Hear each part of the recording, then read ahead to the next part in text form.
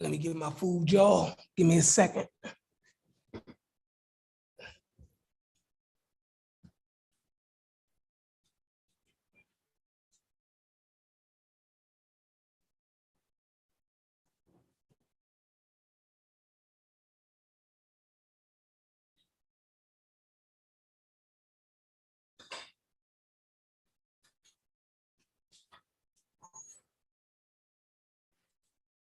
Ain't nobody gonna eat for me?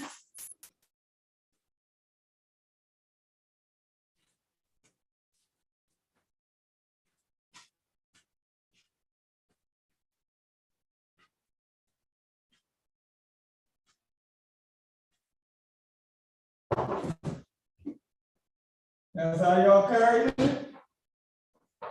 Say, you not eating tacos? Huh?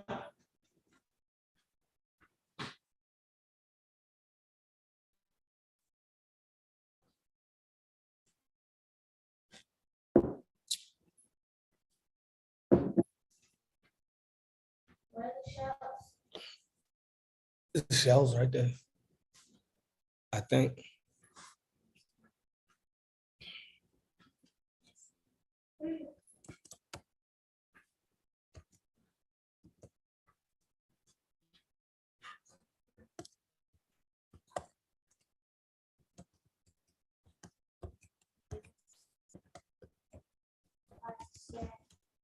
Let me get my food, y'all, and we're gonna get it cracking.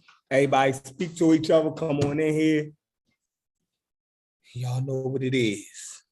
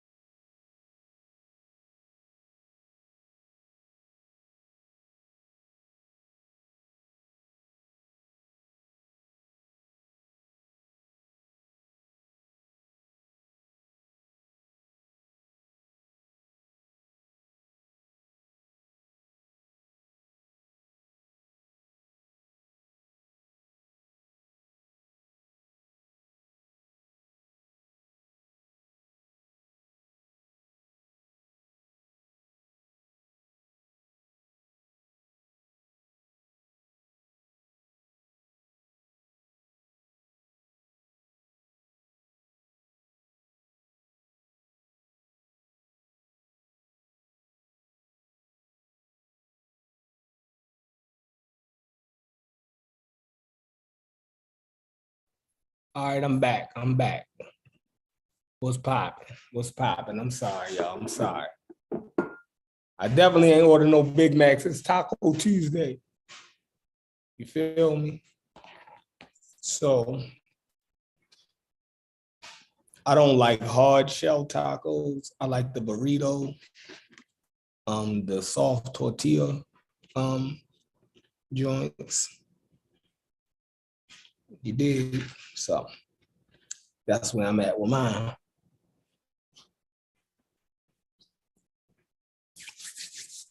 And it's banging. I'm waiting for Bobby to get in the building now.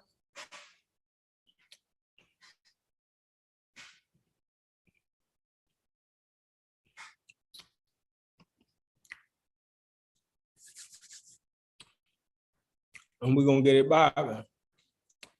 But while we waiting, I made a cheesecake tonight too. I put my time on.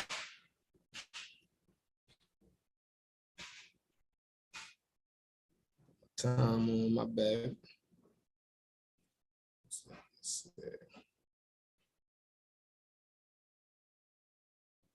Boom. My man Kent just shared the article from the Big Think website. So I guess I'm gonna read that. And see what the Max Planck Institute deduced from the race of the ancient Egyptians. So I'm about to pull that up. We already read the information before, so I know everybody's take on it.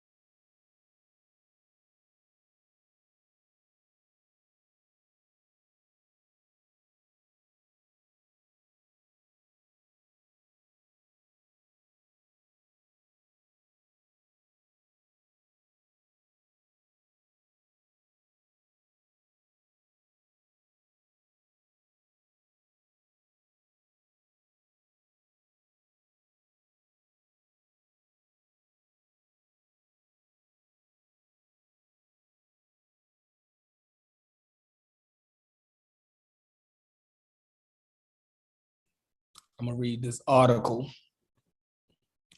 from the from the Big Think website that Kent just sent over. And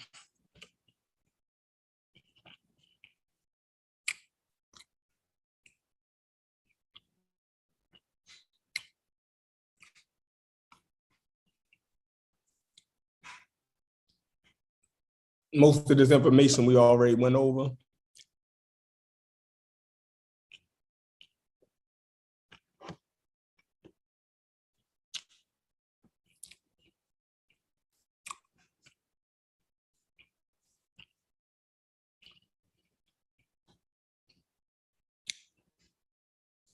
All right, I hope everybody can see the screen.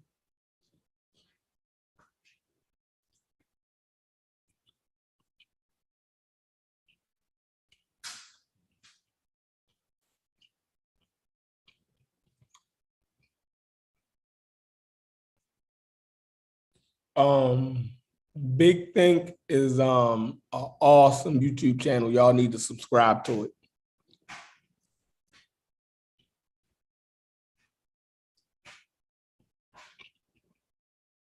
So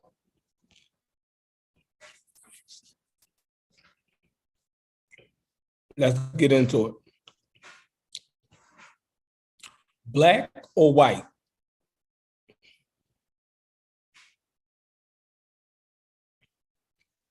Ancient Egyptian race mystery now solved. A study describes how researchers conducted the first successful DNA sequencing on ancient Egyptian mummies. Egyptologists, writers, scholars, and others have argued the race of the ancient Egyptians since at least the 1970s. Some today believe they were sub-Saharan Africans. We can see this interpretation portrayed in Michael Jackson's 1991 music video for Remember the Time from his Dangerous album. The video, a 10-minute mini film, includes performances by Eddie Murphy and Magic Johnson.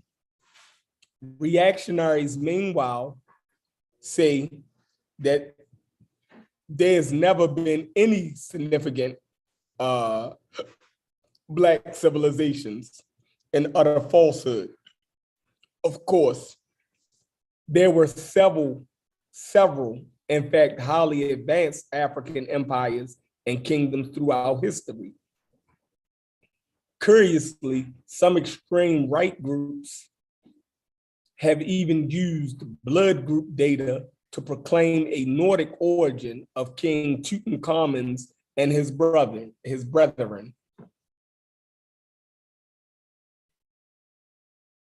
The problem, it was thought, is that mummy DNA couldn't be sequenced, but a group of international researchers using unique methods have overcome the barriers to do just that. They found that the ancient Egyptians were most closely related to the peoples of Northeast, particularly from the Levant, Near East, particularly from the Levant. This is the Eastern Mediterranean, which today includes the countries of Turkey, Iraq, Israel, Jordan, Syria, and Lebanon.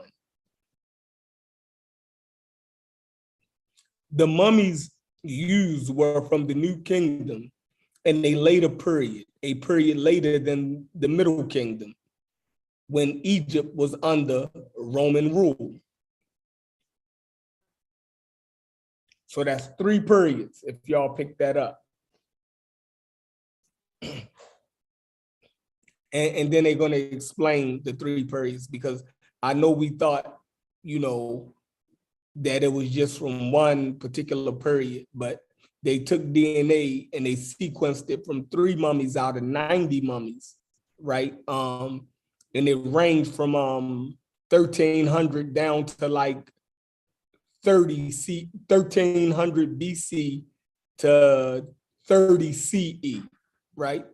Is the length of time that the 3 mummies that they extracted DNA, it came from that wide of a period of time, right? But it was in the same necropolis, right? The same burial ground, right? So they was using the burial ground for 1300 years. And out of that 1300 years, they took DNA from 3 of the mummies, right? And I think the last mummy was dated to the Roman period around 30 CE, but let's get into it. Modern Egyptians share 8% of their genome with Central Africans, far more than ancient ones, according to the study published in the Journal of Nature Communications. The influx of sub-Saharan genes only occurred within the last 1,500 years. This could be attributed to the trans-Saharan slave trade, or just from regular long distance trade between the 2 regions.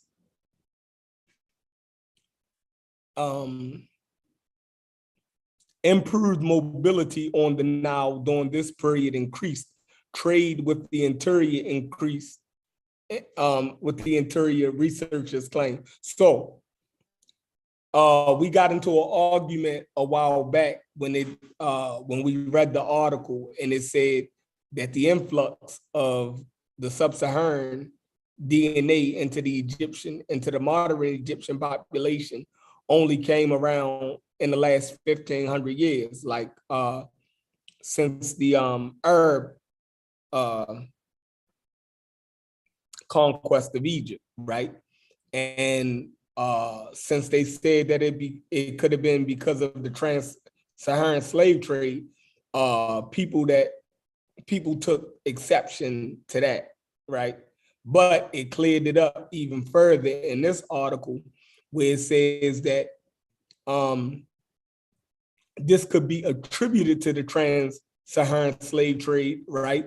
Or just from regular long distance trade between the two regions. Improved mobility on the Nile during this period increased trade with the interior, researchers claim. So the researchers didn't just claim that it was the trans-Saharan slave trade that brought this influx of sub-Saharan African DNA in it, but it could be one of the factors, right? So don't get mad, because the trans-Saharan slave trade actually was a real thing. And we know the Arabs transported, the Muslim Arabs transported slaves across Africa and from East Africa into North Africa. So just wanted to clear that up. Okay. Egypt over the span of antiquity was conquered many times, including by Alexander the Great, by the Greeks, Romans, Arabs, and more. Researchers wanted to know if these constant waves of invaders caused any major genetic changes in the populace over time. Group leader Wolfgang Hack at the Max Planck Institute in Germany said in a press release, the genetics of the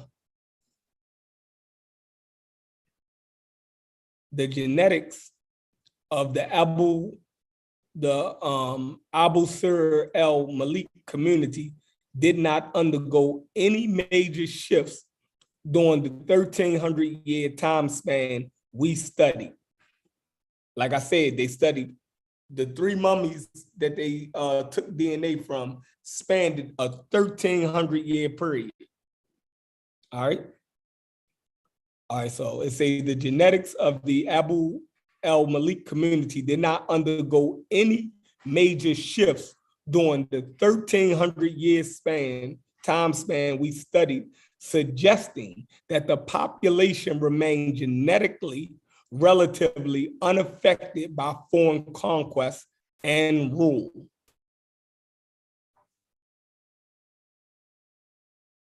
The study was led by archaeogeneticist Johannes Kurs, also of the Max Planck Institute. Historically, there's been a problem finding intact DNA from the ancient Egyptian mummies. The hot Egyptian climate, the high humidity levels in many tombs, and some of the chemicals used in mummification techniques contribute to DNA degradation and are thought to make the long-term survival of DNA in Egyptian mummies unlikely, the study noted.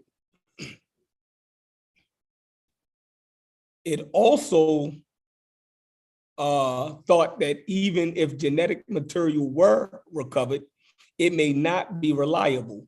Despite this, Cross and his colleagues have been able to introduce robust DNA sequencing and verification techniques and completed the first successful genomic testing on ancient Egyptian mummies.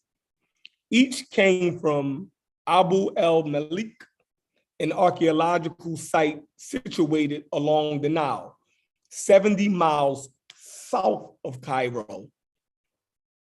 Now that's Middle Egypt. It's not the north like Uncle them kept saying, like it was just like from Alexandria. No, this site is 70 miles south of Cairo. So that's the middle of Egypt. All right. This necropolis there houses mummies which display aspects revealing the dedication to the cult of Osiris, the green-skinned god of the afterlife.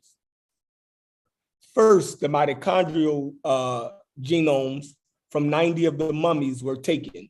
From these, Corson colleagues found that they could get the entire genomes from just 3 of the mummies in all. For this study, scientists took teeth, bone, and soft tissue samples. The teeth and bones offered the most DNA. They were protected by the soft tissue, which has been preserved through the embalming process. Researchers took these samples back to a lab in Germany. They began by sterilizing the room. Then they put the samples under UV radiation for an hour to sterilize them. From there, they were able to perform DNA sequencing. Scientists also gathered data on Egyptian history and archaeological data of Northern Africa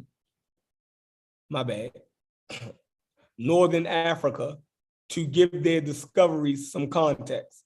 They wanted to know what changes had occurred over time.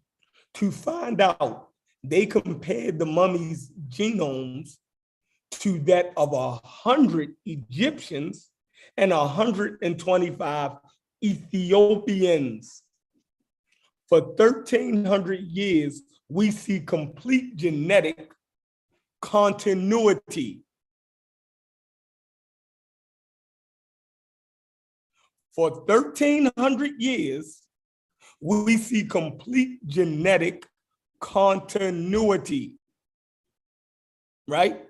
And this is up into the Roman period. So from 1300 BCE up until around 30 CE, up until 426 CE, right? They had this site, right? This grave site, or this necropolis, right? For over 1,300 years, had damn near the same continuity, meaning there was no change significantly in the population's DNA sequence, right? Same people damn near, all right? The oldest mummy sequence was from the New Kingdom, 1388 BCE, when Egypt was at its height of its power and glory, right? So this was all Egyptian.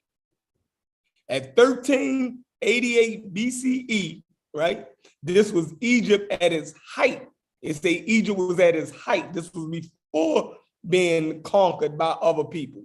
So the DNA that they sequenced came from this period when it was all Egypt, right? To up into the Roman period. Now let's read it. When Egypt was at its height of its power and glory. The youngest was from 426 CE, when the country was ruled from Rome. The ability to acquire genomic data on ancient Egyptians is a dramatic achievement, which opens up new avenues of research. All right, now we got that. Now it's going to talk about its limitations, right? Because we never want to leave that out. But let's take into account what it was able to achieve. Now it's going to talk about its limitations. Hey, Cedric, what's up, Cedric? You here?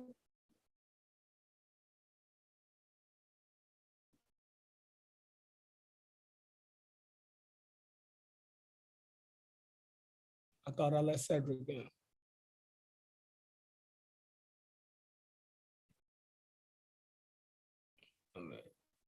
So, okay. All right, one limitation according to their report, all our genetic data were obtained from a single site in Middle Egypt. All right, so it wasn't the North, like, had said that, it was damn near Alexandria. It wasn't, it was Middle Egypt, right? Abu el-Malik, and that's south of Cairo. And may not be represented. Oh, let me start that over. One limitation, according to their report, all our genetic data were obtained from a single site in Middle Egypt and may not be representative for all of ancient Egypt. In southern Egypt, they say the genetic makeup of the people may have been different. being closer to the interior of the continent. All right. So they're saying that in southern Egypt, the DNA could show different because it's closer to southern people or people in inner Africa. All right. Researchers in the future want to determine exactly when sub-Saharan African genes seeped into the Egyptian genome and why. That's interesting that it said that like that. Listen to how they said that again. It says researchers in the future want to determine exactly when sub-Saharan African genes seeped into the Egyptian genome and why. They also want to know where ancient Egyptians themselves came from. To do so, they'll have to identify older DNA, as Cross said, back further in time in prehistory. Using high throughput DNA sequencing and cutting edge authentication techniques, researchers proved they could retrieve reliable DNA from mummies despite the unforgiving climate and damaging embalming techniques. Further testing will likely contribute much knowledge to our understanding of the ancient Egyptians and perhaps even those from other places as well, helping to fill in the gaps in humanity's collective memory. All right. So that's the article. Let's say this is where Ankh and them, let me see.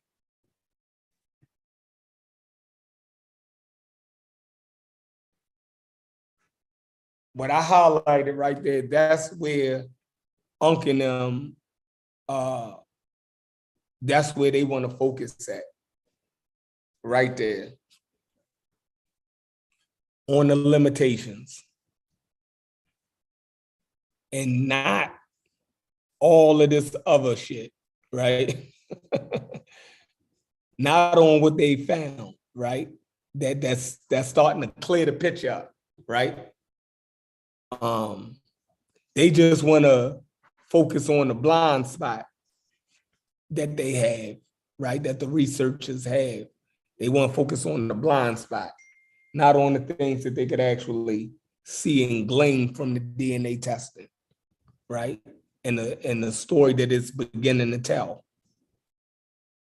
All right, that's 1,300 years worth of history. It said that the population didn't change in 1,300 years from Egypt's height at 1388 BC up into 426 to the Roman period, right? It was the same.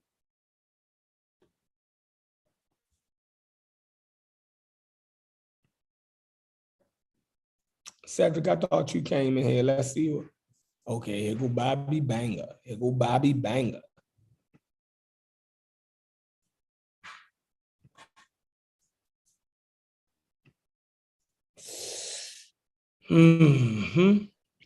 So we got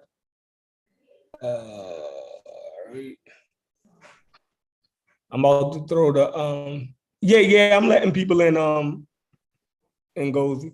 Unc just came in here. My oh my. My oh my. Making up shit, got people convinced.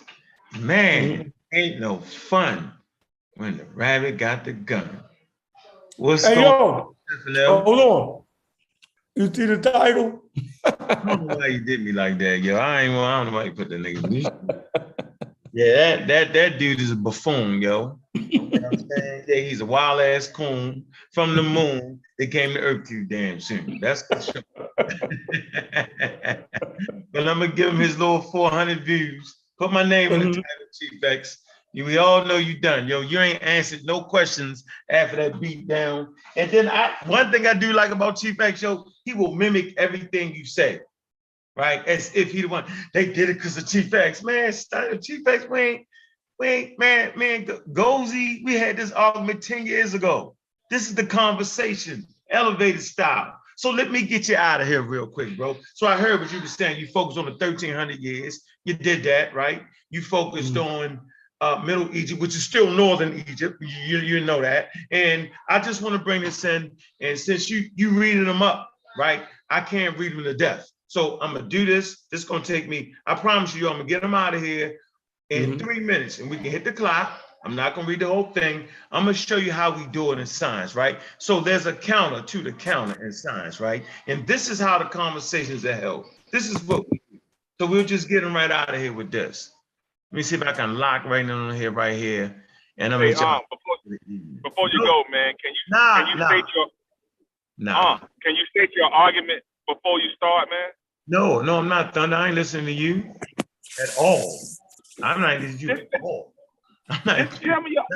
Not even a little bit, not even a half, not even a It said that they was them Levant people though, yo, like Corey said. Hey, Chef, what is his argument before he started reading? No, how you chef can't overrule me on when I'm about to read? You tripping, Thunder. I'm not overruling them. I'm just saying, what's your argument? I don't have an argument. I have a counter to what he read. This is how we do it in science. Stop it, Thunder. You don't get.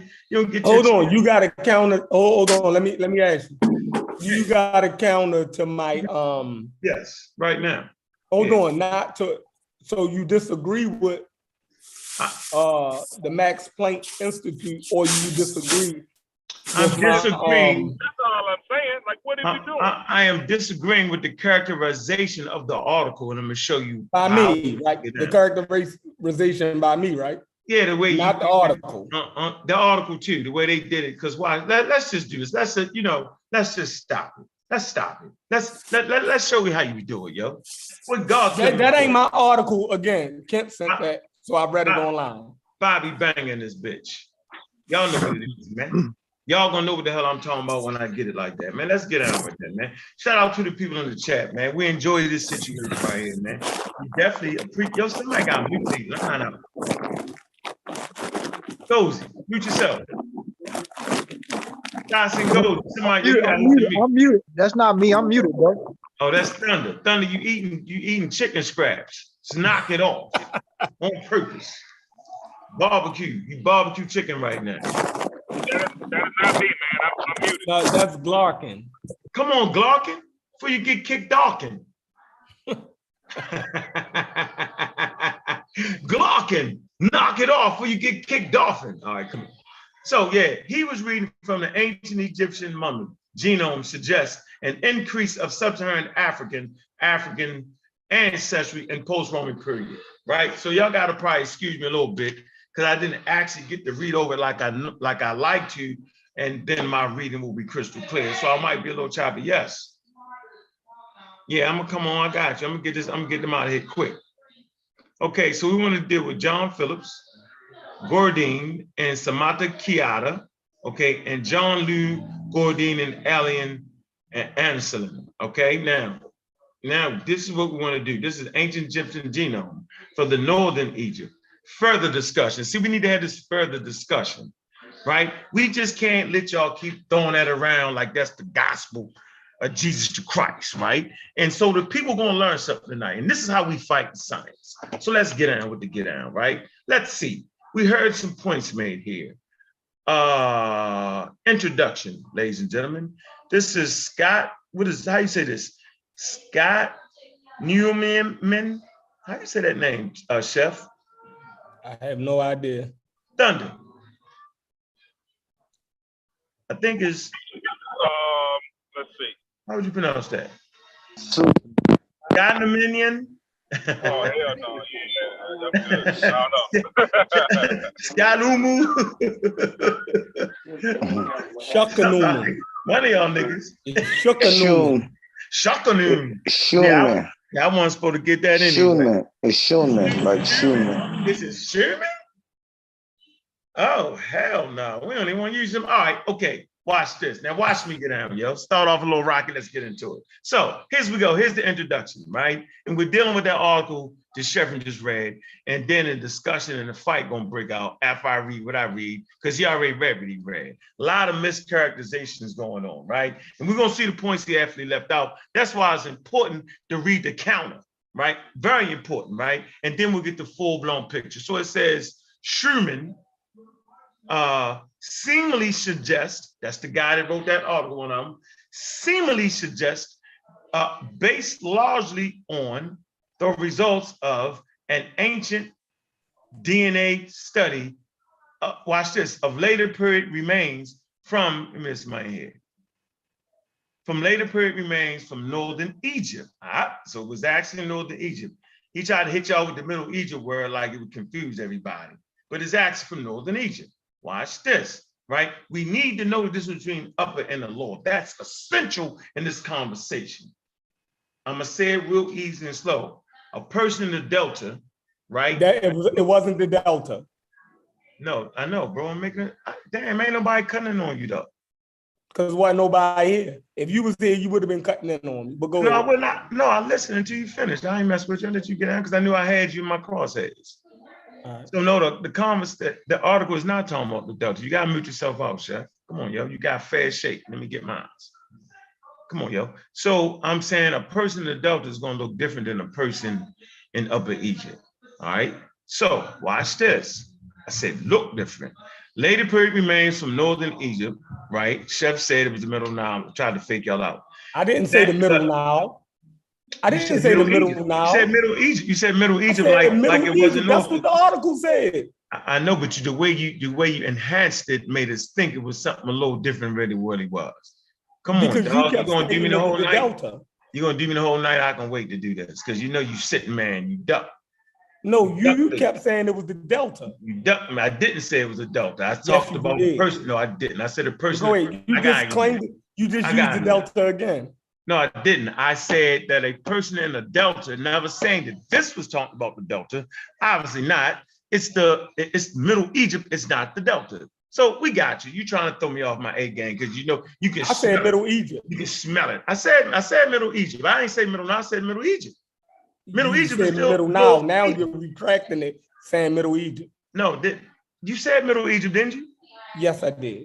And I just said Middle Egypt. Okay, go ahead. Yeah, you jumpy because you know I got you. Ladies and gentlemen, this is called the jumpy tactic. I read the article. How you got me? Because you read it, and do you stand behind that article? Yes or no? Yeah. All right, bet. Go ahead. I got you. Then you died with them.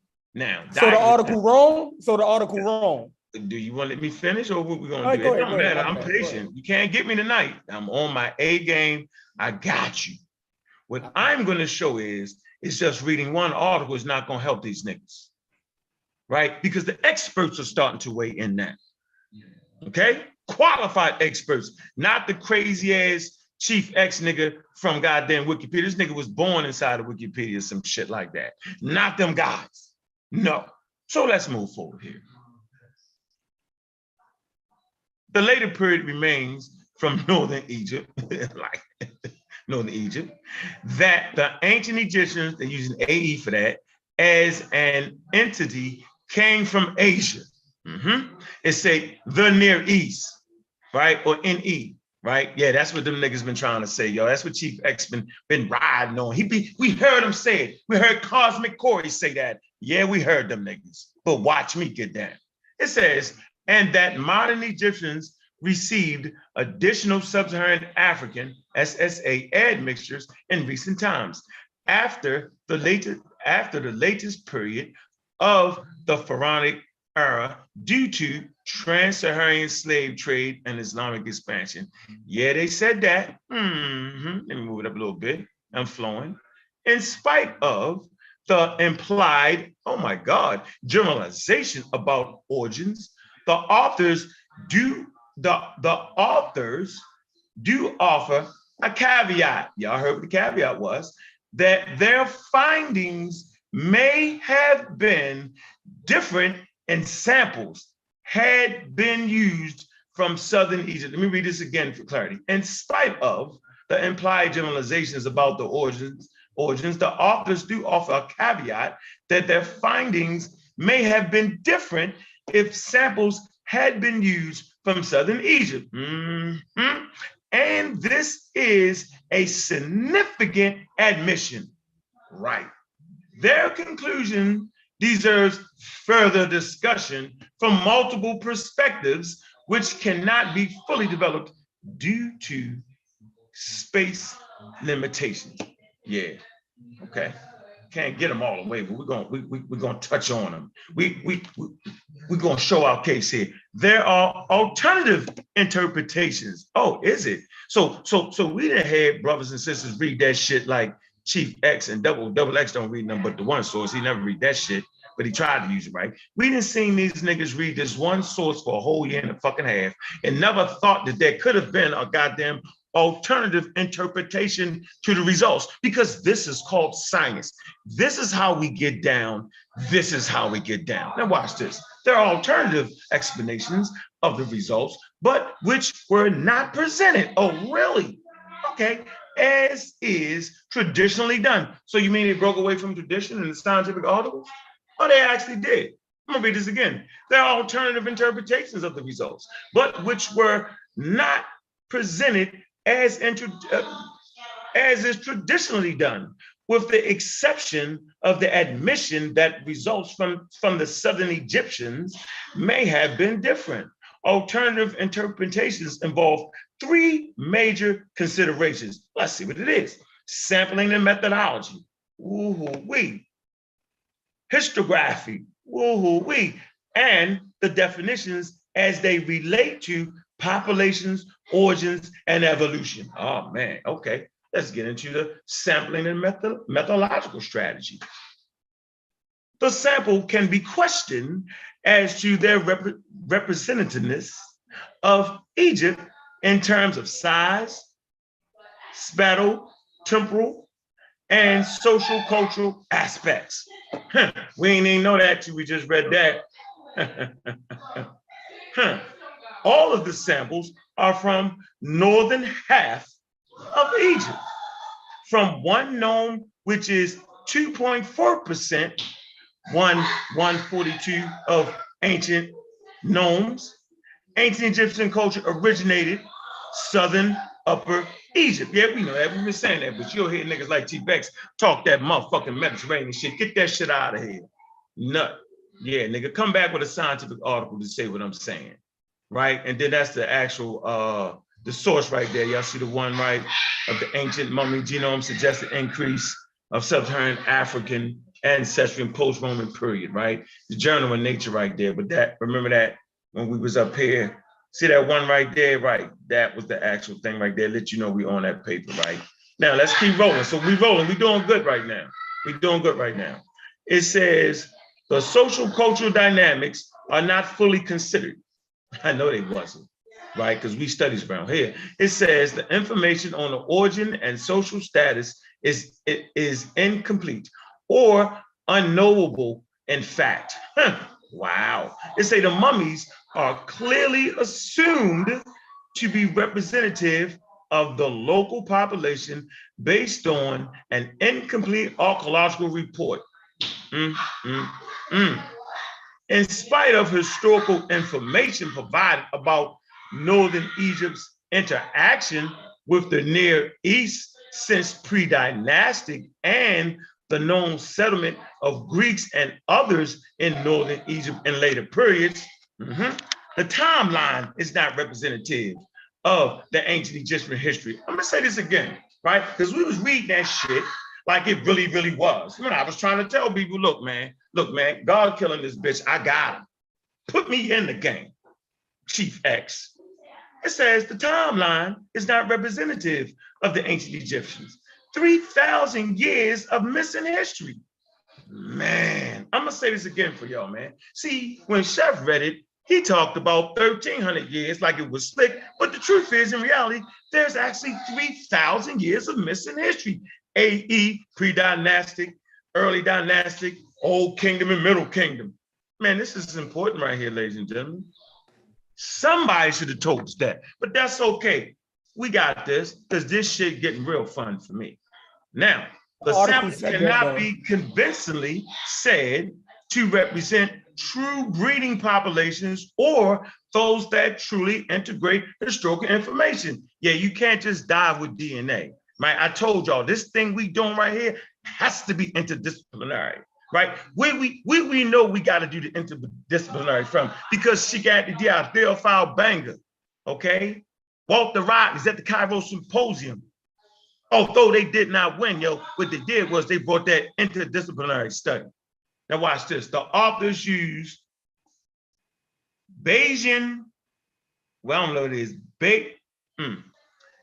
Bayesian reconstruction of population size changes through time with beasts for which there is generally a discrepancy between the marginal prior and the original prior distribution. We ain't even know that because we read that shit and it's over our pay grade, right? Like we not dedicated scientists to really catch all of that. But that's why we read the scientific work to see where they was actually lacking at. And ladies and gentlemen, this is not really a real like trash that article, but it's bringing light to it, because this is how science actually works. The science don't really start right till they start writing about the article. Okay.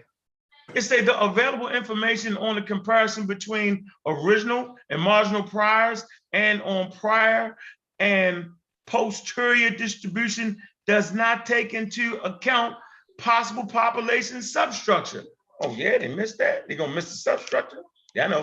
Sex bias samples, mitochondrial DNA, cannot recover population demography of the whole country unless the sample size is large enough and representative in terms of chronology, regional variation, ethnicities, including the foreign presence, class, and geography. It suffers from many biases that can affect the assessment of the effective population size. Population sizes changes, mutation bias, and natural selection. They throwing that evolution shit up in there. They say the whole genome sample size is too small. I'm gonna say this again. The whole genome sample size is too small. Here you go. To accurately permit a discussion of all Egyptian population history from north to south. Man. Hold on. Got to hold on. Let me see. You know what? I'ma stop right here. I'ma stop at the graph and miss. Come on, Thunder. I'm gonna stop right here at the historical and misrepresentation. I'm gonna stop right there because I don't want to read y'all to death with the read 'em shit. So I'm gonna chill on that for a minute. All right. Now. Oh, no, I'm not jumping in here with all that shit unless you got a piece of paper in your hand and you read it. If you're not doing that, me and Chef going to that discussion and talk. All right, hold on. What me and Chef just did. Hold on, Thunder. Come on, Thunder. You know you're my man. Yo, relax. I'm just saying what me and Chef did was we just want to kind of show, the differences in the back and forth like that. Like for real, me and Chef don't got no motherfucking like we ain't write the shit. Okay. Great work from both of you brothers. Great work from both of you brothers. But look, I told Chef to pump the brakes in the in the jump with the limitations. Come on, yo. I read the limitations though. But you got it. Highlighted the limitations. But you acted like it wasn't there when, you know what I'm saying? He ain't read them limitations I brought up though. Yeah, he read the ones talked about that shit. The subject. Nah, he read the pros. He read the pros and the cons. Yeah, y'all. He ain't read. No, they left that out. No, go get it right now. Stop. Don't talk me to death. Go read that. I read. He read it. No, he read it. He read it, bro. No, he didn't read what I read. Hey, brother, I'm saying it right now. That nigga left out a whole lot of shit. Unc gave a more extensive, detailed breakdown of it. Chef gave it. He just summarized it, but Unc actually gave a more extensive, detailed breakdown of it. Yeah, you summarized it. Yeah, that's what. Yeah, but it's not the same thing. Yeah, the article. Should I say you read the article, right? Said the same thing. That's the only difference. That's the I only don't believe difference. y'all niggas. I think y'all making it up right now. Go Nah, ahead, he Chef, ready- go right he there. ready Hold on. at the We gonna beginning. point. No, nigga, we gonna. Who got Wiki? This ain't a Wikipedia contest right here. Get off the Wikipedia shit. Hey, No, hey, yo, Chef. we're not doing the Wikipedia, yo. Hey, This is not that. relax, man. Now we listen to you for at least 15 minutes, bro. That is my show. I'm a pseudo killer. So you saying I can't talk for 5 minutes? I'm saying you can't come in here with a 5-minute Wikipedia. Oh, this ain't we didn't stepped up the notch. Don't do it. Don't downgrade us with Wiki. So now we ain't doing Wikipedia, no. Never said that. I'm saying right now we trying to show how scientists ain't gonna fight with no fucking Wikipedia article. He said stick to the parameters of scholarly papers and journals. He said stick to those parameters. So now you saying Wikipedia is below that standard, right? That's what you're doing? Of course it is. Hey, Thunder, what were you trying to present from the genome? All right. Now, Unks' argument has been that an Egyptian is only known from his ethnicity, right? That's been his argument. And you gonna change the conversation? No, you gonna actually move us away from where we at? Can't we do that? Now what you're doing now is being bombastic over for nothing. I'm only doing the same thing Chef did. I have not done it. I'm not doing nothing, right? So we're gonna stay right. But I'm only doing what Chef did to me when I first started reading. But don't get mad. Okay. Yo, just withstand it. Right. Hold don't on. Need to be bombastic at this point. I'm not even doing anything yet. Now, your argument was cultural. You're trying to make Thunder, before you start reading, we always try to rattle you first. That's our tactic. The tactic is to rattle you before you get your shit off. If you can get your shit off after you get rattled, then you deserve it. Right. Now, so what Ankh has presented for at least the last, I would say, 2 months, he's making an ethnic argument for what makes it Egyptian. Now, we just read 2 articles that pointed out that the ancient, they referenced the ancient Egyptian genome. Now, what is a genome? In the fields of molecular biology and genetics, the genome is all genetic information of an organism. It consists of the nucleotide sequence of DNA or RNA and RNA viruses. The genome includes both the genes and the non-coding DNA, as well as mitochondrial DNA and chloroplast DNA. Now, we'll stop there. Now, if Ankh is making the argument, that is why I asked what is his argument. So, for at least the last 2 months, he's making an ethnic argument for what makes it Egyptian. Now, we just read 2 articles. Him and Chef just read 2 articles that said, yes, ancient Egyptians had a specific genome. Now, who was that? Was that Ngozi that was talking? Yeah, I was gonna get in and talk about the article, but I'm gonna listen in first to what you're saying, bro. No. Okay, let me ask you this: did the ancient Egyptians have their own genome?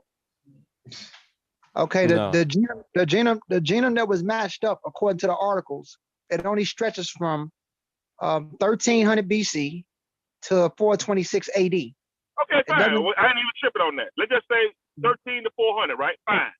That particular people for that 900 to 1,000 years, did they have their own genome? Yes or no? Yes, within that region there was a genetic continuity. Yes, within that region. And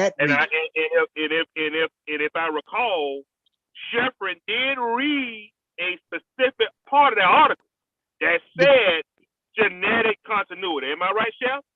Yes, it said that within that region there was a genetic continuity. In that region.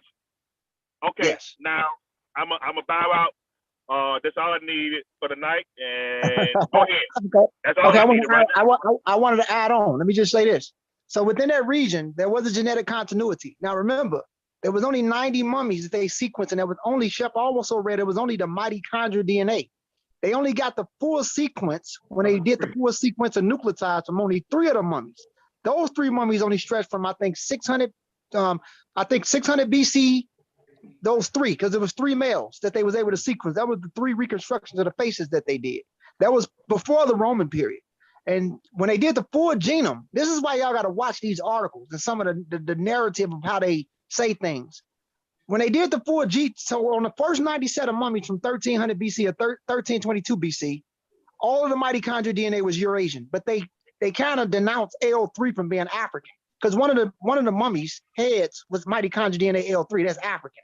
The rest was M1, U2, J2, W, Y, and I, and JT. When you look at the mitochondrial DNA and look at the studies, right? And I'm not just making this up, you can look at it. It's there. It was mainly mitochondrial DNA, not a full spectrum of the paternal markers. They did get the autosomal DNA from 3 of the mummies. And I think that was from 600 BC.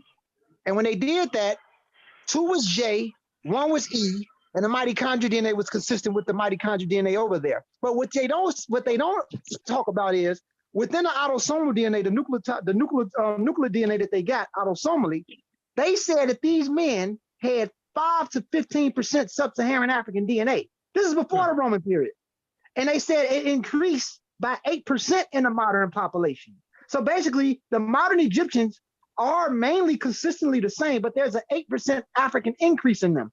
But why are they denouncing the portion? So basically, today's population of Egyptians range at 6 to 21% sub-Saharan African in that area. But these 3 mummies was 5 to 15% sub-Saharan African. So if they said there was no sub-Saharan African DNA there, why the fuck is this there before the Roman period or before the slave trade at 5 to 15% within these 3 mummies who had their full DNA sequence and genome? They also said in the article, which is biased to me, they said the Egyptians was conquered by Greeks, Romans, and others. But why do they denounce the period of 700 BC when the Nubians ruled Egypt? They didn't talk about that part of it. So what I'm saying is that we got to be very cautious of how they're saying things. Then we got to look at when did the Arabs and the trans-Saharan slave trade start? Because the Arabs came into Egypt in 641 AD. When they came into Egypt in 641 AD, they did excavate certain parts of Central Africa, and they were trading with the Garamantes in the Sahara. Who were the Garamantes? What did they look like? They were getting their slaves imported from that area until what time period? So it's kind of, the Romans came in 30 BC. I'm sorry, I meant to say, Romans come in 30 BC and to the 426 AD, and they were trading with the Garamantes. But they say these Africans could have been there because Shepard did read, it said it could have been from slavery or it could have been from an earlier trade. But it's some timelines that's not recognized in this article. And when you read it, it's like a double tongue. It says that the full genome out of the 3 mummies was 5 to 15% sub-Saharan African. Why is that there before the period that they said the Roman slave trade or the Arab slave trade happened? It's still there. You get what I'm trying to say? Yep. So yeah, see, I wasn't trying to do it, Ngozi. I appreciate that information right there. And I heard J Marcus, and we know we can find J Marcus in the Middle East. Am I correct there, Ngozi? Yes. Okay, so was the fucking people, was they fucking Egyptian?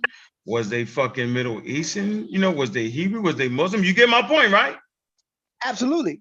Right. Was they Bedouin? See what I'm saying? So, like I said, a marker don't denote your ethnicity. I keep trying to tell niggas that. But we can keep playing the game. Like, it just don't. No, a haplogroup, again, that's why I'm saying haplogroups only make up less than 1% of your DNA. Mm-hmm. The human genome was mapped out in 2003, but then they turned around and found out that was only 92% of it. And 22 has been completely mapped out. So we can't look at a haplogroup and say that this is what determines who these people are. That's where it becomes kind of like pseudo. Like, for example, in 2011, when they looked at King Tut DNA, they said his paternal marker was R1BA2. And they said he linked up with most of European men. But the thing is this, when you look at that SNP, not the STR, the short tandem repeat, but the single nucleotide polymorphism or the mutation of R, R1BA2 is more common in Chad. That's another nomenclature for that is R1BBA8, which showed the Sahara imprint or signature that migrated into Egypt.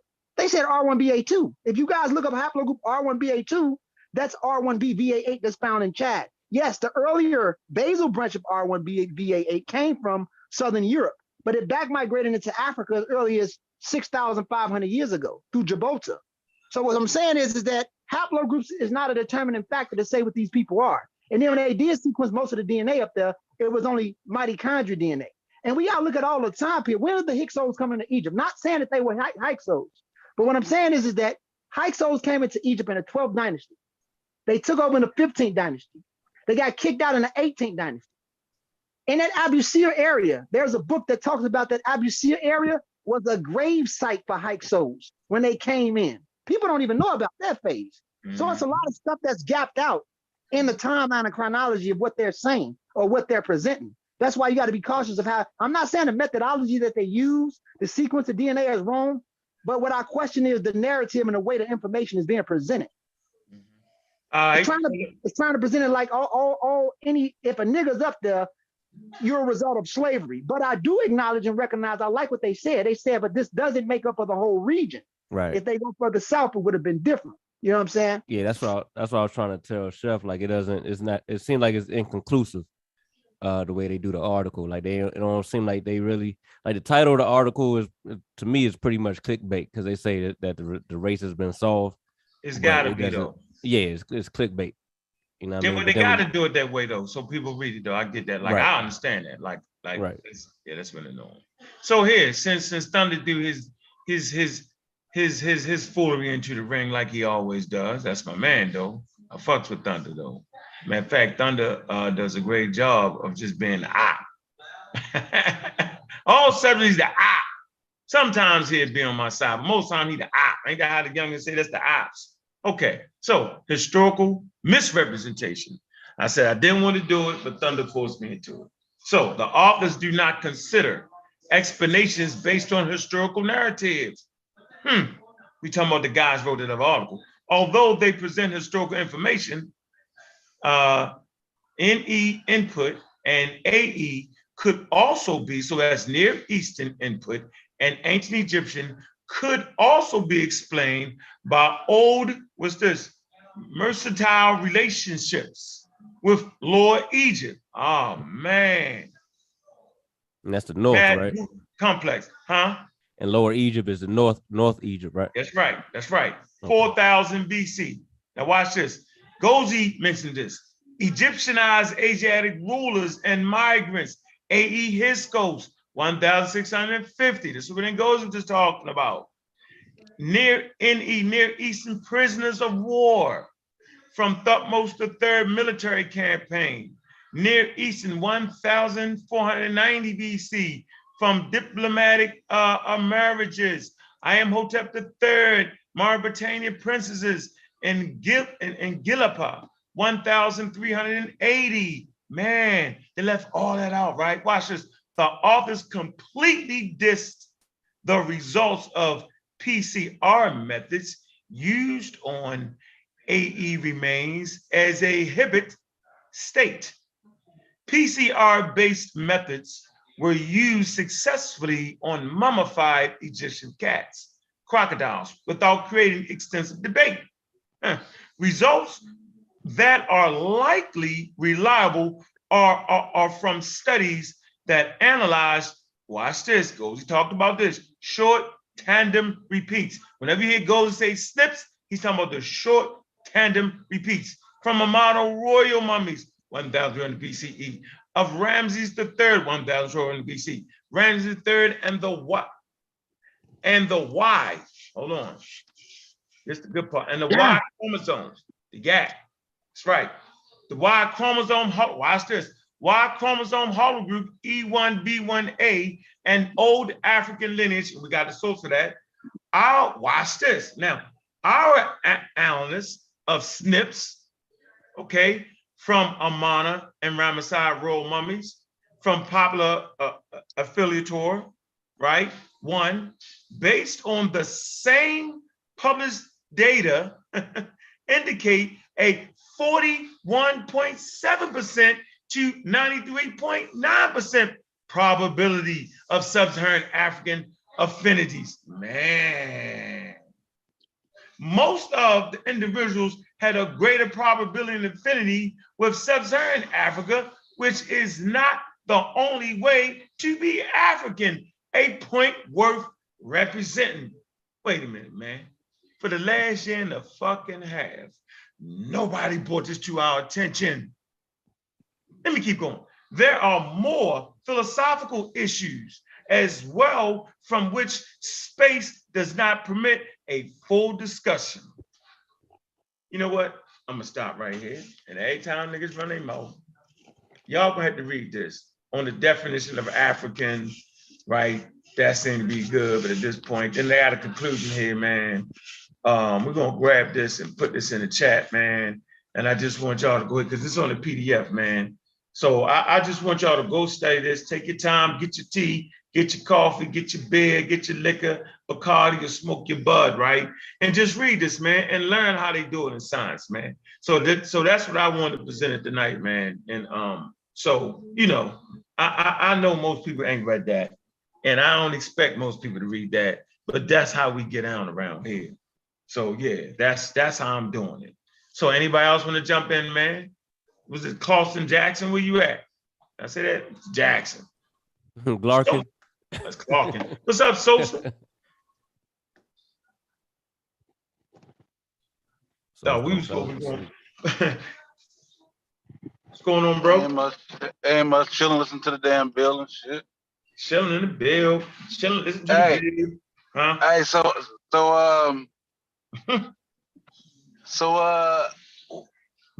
you kind of so you agreed to now the niggas kind of looked at their skin doing was like, yo, niggas ain't us. So you kind of agreed to that a little bit. You do agree to that part. Agree to what part? Yeah, what? That basically Asian folks kind of did like we did to a degree. That they look at niggas skin and was like, them niggas ain't like me. Yeah, you can look at, but what connotation you put on? You can say, yeah, that nigga a little lighter. You know how we do. That's probably some human shit. Remember, humans always use different, like, you know what I'm saying? That's why different clans and tribes wear different aesthetics and stuff like that. That's part of the whole deal. You know what I'm saying? When you're in the area, people are saying, yeah, the culture start, you like with the Hebrews did, right? The Hebrews stopped eating pork to separate themselves from the Canaanites. So but that's not a surface level. I'm talking about, surface level. You know what I mean? Like, your hair straight, my hair, I got an afro. You know what I'm saying? That type of shit. No, I was just saying the 6 people that he actually brought out did that. So I'm not applying it to everybody running around that motherfucker. Like I said, like it's always gonna be some individuals do something a little different. Nicknames, you know what I'm saying? I could see a cracker joke. Yeah, I mean, you know how I do Wuja light as a guy daggone fucking white tennis shoes on Monday or some shit. You know what I mean? It's a joke. He become the white tennis shoes. You know what I'm saying? It's a joke, right? Or terms can be terms of endurance. So black, the pigment black is important. You know what I'm saying? Especially in the Saharian rock art, right? And so I don't know, man. So it's just I think Smash got a little. I'm interested to see his rest. I know he's saving. He's saving the best for last. You know what I'm saying? Like he ain't emptied all his bullets. You know what I'm saying? Like he just took some shots just to get niggas scurrying. You know what I'm saying? So I want to see his take on it. You know what I'm saying? Yeah, but that doesn't denote the other skin tones that was in that area, which we ridiculous. Yeah, I ain't saying that. Everybody, we already agreed that it's a multitude. It's a multitude. So. Yeah, we ain't gonna do that. And we're gonna make sure that the light skinned niggas didn't start the shit. That's a point there. Yeah, T-Pex screaming. Yeah, hey, T-Pex, I know you listening, nigga. You hiding in the bushes some fucking where, because I can smell you. Smell the crabs all day long. I smell the crabs cooking in the pot. Put that obey on you. I already know that. Know you hiding somewhere. And talk about that bullshit on how the population don't come from the motherfucking South, nigga. Talk about that. I want to hear you make a video on that, nigga. Go do that. Talk about that, how they came from the Mediterranean. You made that shit up. You have no sources on that. Now, nut. Hey, you got that link? You was gonna put in the chat? They put in there. Yeah, I wanted to hear Wujo was saying like they thought they were saying that they agreed to the black, but they were saying they just think it's more of a title. But I wanted to know from Wuja, was like, could they give an example when that was done? You know what I'm saying? Like, cause they ain't never get. I know he said he couldn't do it for that one. I was wondering like if there was another one that he could do it. You know what I'm saying? Just so I could understand, you know, get both of their logic a little more better. Cause the Smash was saying like they don't never refer to Osiris as like the green. You know what I'm saying? You know what I mean? So I always wanted to hear his counter argument, but then they start doing like Wuja doing different shows, and you know what I'm saying? So you don't really get to hear the back and forth, to tease out the different arguments. You feel me? Well, man, don't nobody do it like we do it, yo. We be in hostile territory, man. We really made it fun, yo, to fight each other. You know what I'm saying? Like, I think we the first ones, you know what I'm saying, to really be able to master that. And in particular, if people go back to the old Amon Raw Squad shows, it was always on and popping. We be loaded up. Me and fucking Ish be on the brink of war, going to, you know, the brink of war, fighting. Me and Assad back and forth. Like, that was the show, right? I just think the way we do that shit now, yo, is real dynamic, yo. And then the way Smash dove in the conversation, right, and brought his element to it, the way Wuja threw it into it, and the way Assad threw that shit in, that shit dope. The only one lacking is Chief X. He lacking, yo. Because he's a Wikipedia scholar. Yo, like, nigga, we bringing out the big guns. This nigga running around, he don't even know how to read a Wikipedia article. This shit be funny to me, yo, you know what I'm saying? And he keep putting my name in the title. You know what I'm saying? That's what he do.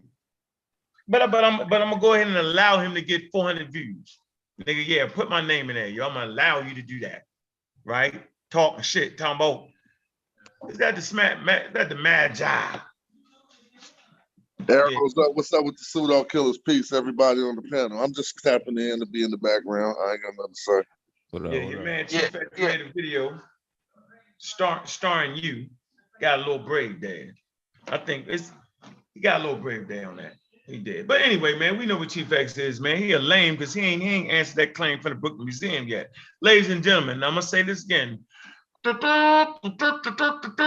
nigga never answered the claim from the Brooklyn Museum. Yo, if y'all think, who amongst you think the Chief X can overthrow the Brooklyn Museum and the curators and the great libraries they have there? Who amongst you think that he could do that with fucking Wikipedia? If you can do that, Chief X, we will give you the award.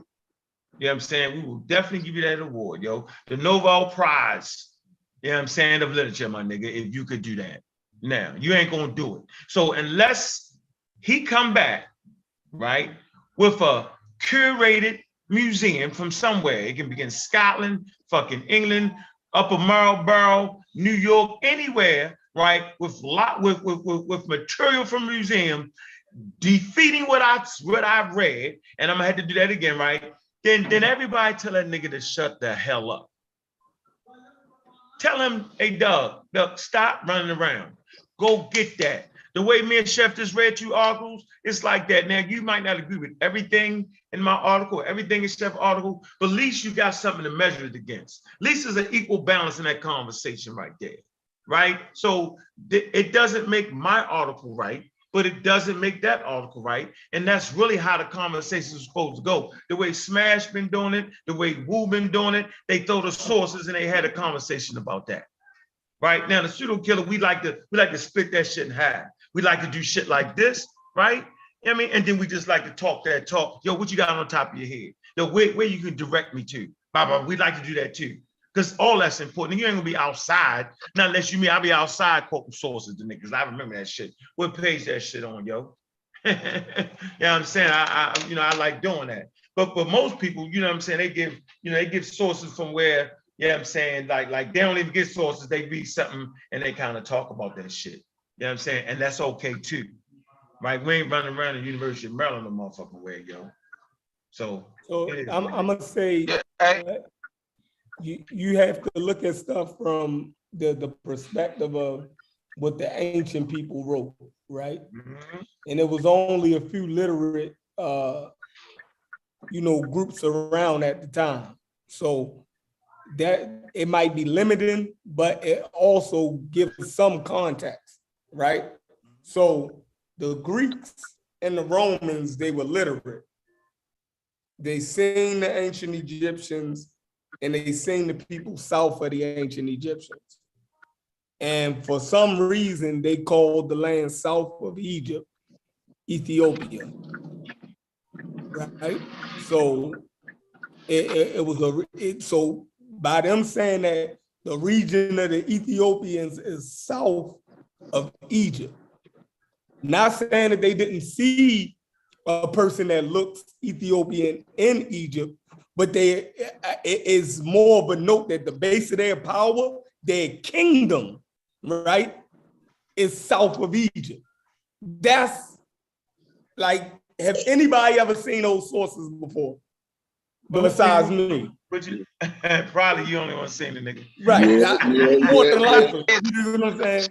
We seen them. I know Smash. We seen them. You know, we seen them Army Rock squad up. Hey, Smash, not John.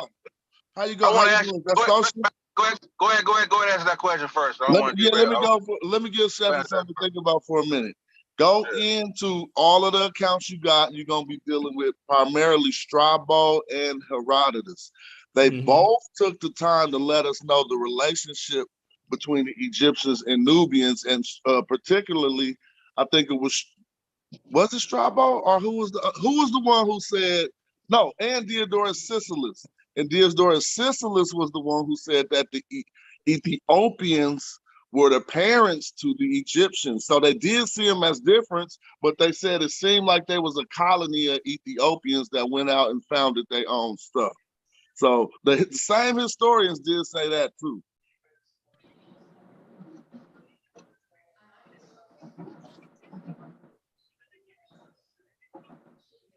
Sosa.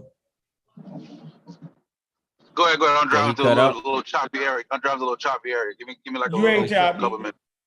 Oh, all right. Yes, man. I was gonna say, Smash, when he was bringing out, when they was referring to Bianchi as the black, and that they was refuting that, was saying like it could possibly be like a description, but like a title. Have you found one that does that? That you can say, okay, this is definitely so and so the black, but it's a title. Have you found that one yet, or you haven't found one like that? Hold on, Sonetta called me. Hold on. I was about to ask about that Ptolemy being black.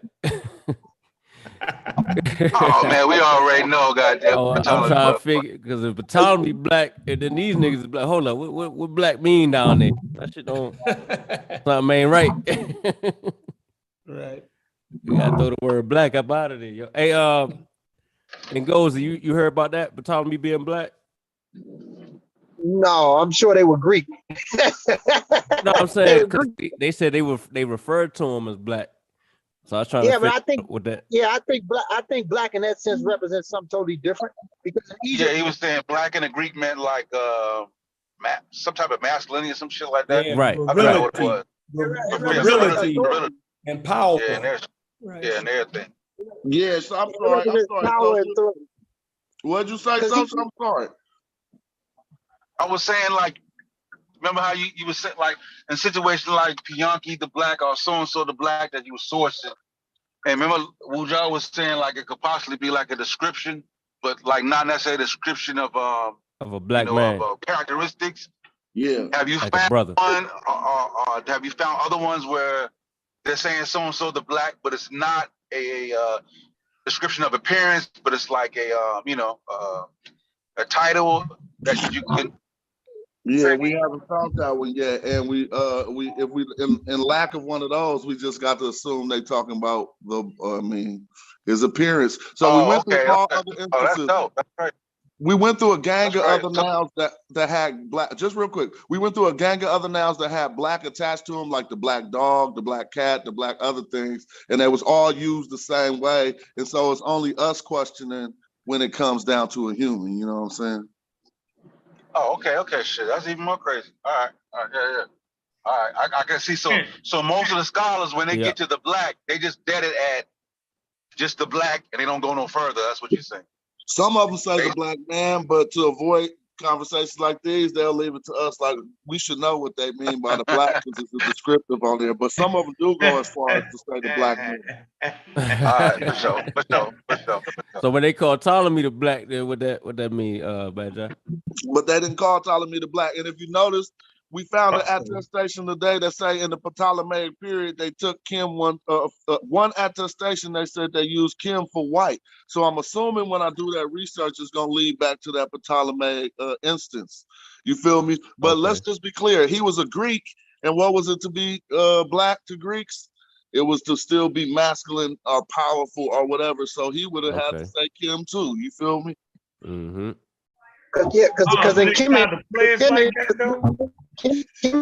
Cam, when they talked about the soil, it talks about the richness, the potency, quality, not the race. Yeah, you breaking up. In the black hole. I think he's talking about so Kemet being like the black land or something like that. No, the richness of the soil, the black land in that area, because you don't hear the term Kemet until the 11th dynasty. There was no Kemet before that. So they ain't know how to think about that shit until then, huh? They had terms like desert, Tawi, or semi-Tawi. They had a lot of names, but you don't hear the term Kemet for real until the 11th dynasty. So, I in my studies, I don't believe it's in a racial content when you hear the term Kemet, as if we're black people. I don't think they were thinking like that. You know what I'm saying? Me neither. I don't think they were thinking. I don't agree with that. Hey, Smash, now when it comes to it would depend on the little attachment shit, right? Like how we were looking at the little goddamn the taco shit the other night. It would depend on what are the descriptors next to the goddamn taco. You feel me? Yeah, but what we find in that research is when they trying to say black, they don't always use a determinative, and then we confirm that. Netanyahu confirmed that today in J.P. Allen's work. He says it does not, and we know this, but it does not always have to have the determinative in order to. Sometimes they do that.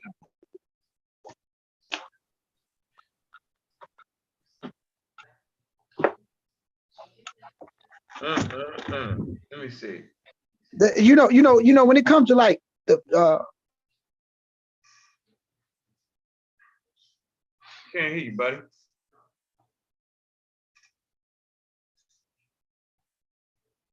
You can't. Hey. Yeah, I think your joint went out. No. I was gonna say when it comes to the 25th dynasty, when the Nubians came in, the Meroitic speaking Sudanese people, these people were not the same people as the Magi. Again, there were multiple groups in Sudan. It wasn't just one group of people. So when you talk about Shabaka and Pianki, you're talking about Nilotic type people, you know what I'm saying, that still speak those common languages. Nilotics, not the same as the Bidjai or Proto-Bidjai, which speaks a very similar language as the modern Egyptians. You get what I'm saying? Or which is consistent according to what linguistics say, this idea that we call Afro-Asiatic. The Bidjai people are Cushitic people. The regular Nubians that live in in Aswan or the northern Sudanese speaks a Nilotic language. So the Meroitic speaking Sudanese that came into Egypt in the 25th dynasty are not the same Sudanese that the Egyptians employed in their military, especially when they expanded. These are different groups of people. Hey, Goes, can you do me a favor? Yes, sir. I know you can explain what a language isolate is way better than me. I was trying to get Chef them to fill me on how Medu Neter ain't related to Semitic languages. Could you explain that? Well, yeah, so language isolates is something like what the Sumerian spoken language isolate. It's something that's not related in the common language families that they have. It's not Semitic, it's not part of any family, it's not part of the Indo-European stratum, it's not part of Afro-Asiatic, Niger Congo, Nilotic. Sumerian language is a language isolate. There are a few European languages, I think the Sardinians, even though it's Indo-European now, but they also partially come from a language isolate. So Medu Neter is not, according to linguists, they say it's Afro-Asiatic, but it's not Semitic. Now, Semitic is in kinship to it, but it's not Semitic. Egyptian language is its own language. It's an African language that developed there, just like the Amazigh language or the Berber language. The Amazigh language is Afro-Asiatic, but it's not Egyptian. So within Afro-Asiatic, now I'm just saying that people use that, right? If people use this Afro-Asiatic label that they use for a language family, you're dealing with Medu Neter, modern day Coptic language is closest to Medu Neter after the demonic phase, right? So you got the Coptic or Medu Neter or whatever. You have the Amazigh languages, which we call the Berber. You have the Hausa language. Which is Afro-Asiatic. You have the Somali languages and all the Cushitic languages. All that's Afro-Asiatic compared to the other African language family, but they're all in relations. So a language isolate is something like the Sumerian language, and you also have language isolates in Africa because the Mindi language, they don't know if that's actually part of a Niger-Congo language family or if that's an independent language isolate because they lack nouns in that language family. Because of the lack of nouns, they don't know what language family Mindi or the Mindi languages are anymore. Greenberg messed up a lot of stuff when he created some of the, when he reconstructed a lot of the models of these languages. And that's why I agree with Wuja on, and even you, Smash, when you talked about how a lot of the stuff has to be remodified and some of the things that they use when they slash it together is problematic because today they're finding without the usage of nouns, a lot of these African languages that they slapped as Niger Congo is not that. Well, I messed up. I probably proposed that. I know what I mean. I proposed that Medu Neter was a language isolate in concerning the Semitic languages that follow it, meaning it ain't related to none of them. And I mean, that is true, but I don't know if they consider it actually by the term language isolate. But what my understanding is if a people speak a language and then another language just take over in the same area, it had to be some people who brought that new language in. Right. So let's go back to what Amon Roswell when we used to teach. I think it was you or Wuja that presented this years ago. Remember before Champollion, the Frenchman, there was Egyptologists who were Arabs. Remember the first Egyptologists were Arabs. And they actually, some of them actually decoded or figured out the Medu Neter language before the French, but they don't get an Arab's credit. But a lot of them were Egyptologists way before the French came in. And I think it was because some of the syntax and cognates of the Arabic language, which is a later stratum of Semitic, was similar to ancient Egyptian. You remember when you guys were talking about that in the past? When we did that years ago? Yeah, shit. Yeah, I do. I fucked myself up. I do got some work on that. I'm gone. I fucked myself up. Shit. So I wouldn't say that Egyptian is Semitic. It's not Semitic. No, it's not Semitic. That's the issue. It's Afro-Asiatic. Afro-Asiatic have 4 branches to it. Yes. Right? So those 4 six branches. Oh, okay. Well, 5 in Africa, 1 in us. 1 is the Semitic. But go ahead. All right. So it's different branches to it. So it's not Semitic. Semitic is its own branch of Afro-Asiatic. So you know what I mean. Within those branches, right? The only discrepancy that scholars is having with Egyptian is trying to figure out the timeline or when it actually broke off from the proto Afro-Asiatic language. You dig what I'm saying? So my question is, how could it do that naturally? Like, what's the occurrence? What happens? Like, is we going up and start talking another language tomorrow? That's what I'm saying. Like, how did that really happen? To where you got one language we talking right now, and then they look in history, and it's some new people on our same land speaking some whole different unrelated shit.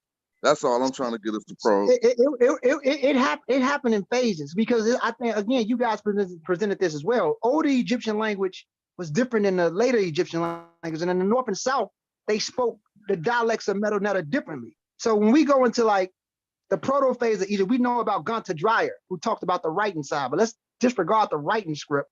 When we talk about Medu Neter, the last stratum of ancient Egyptian that we have, according to linguists, is Coptic. That's the last of it.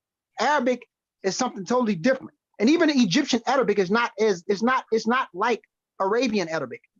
It's a Creolized type Arabic, just like Moroccan Arabic is different than Egyptian Arabic. It's filtered.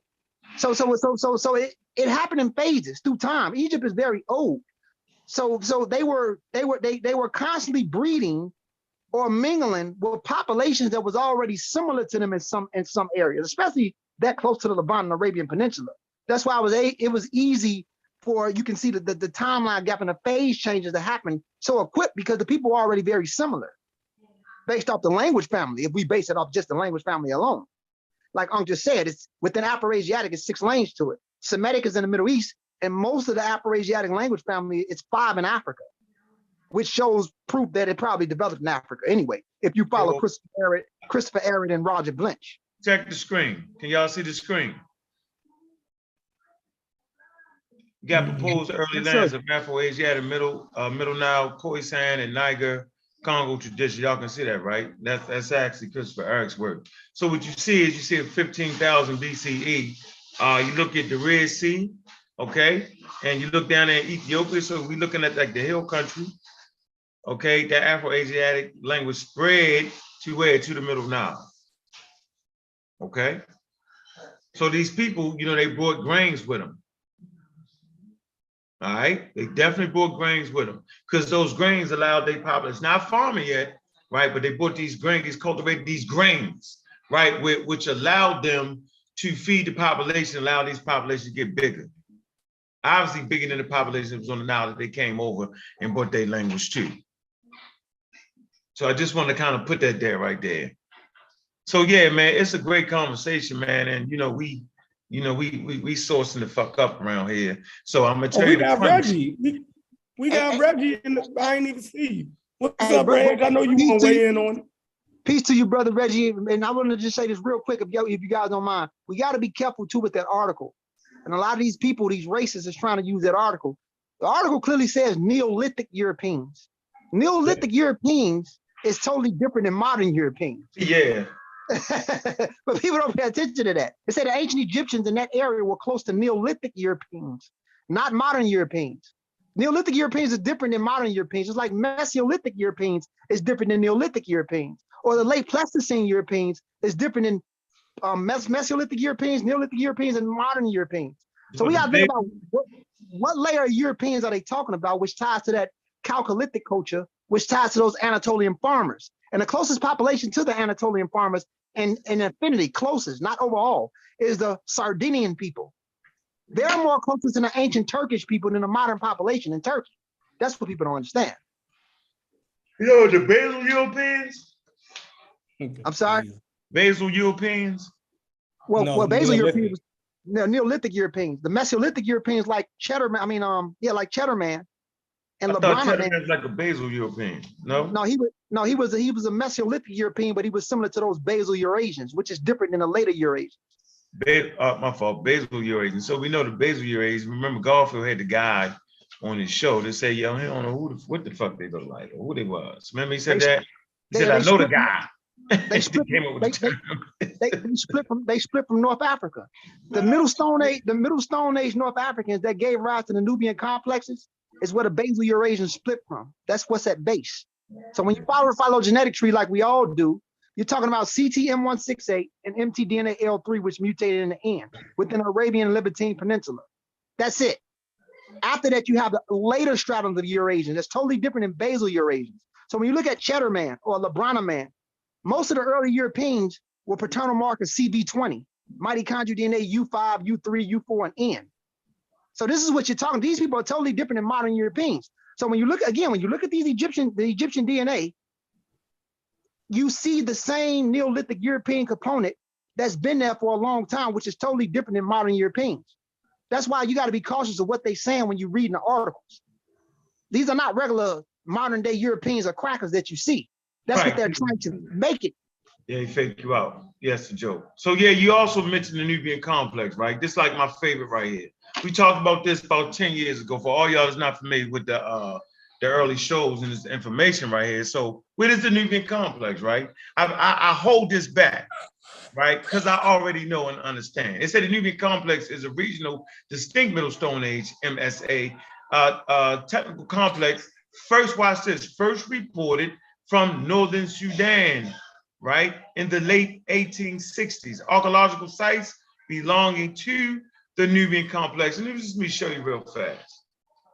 You just see what it looked like so y'all can kind of get a barometer on what's really good, what's really going, what's really cracking.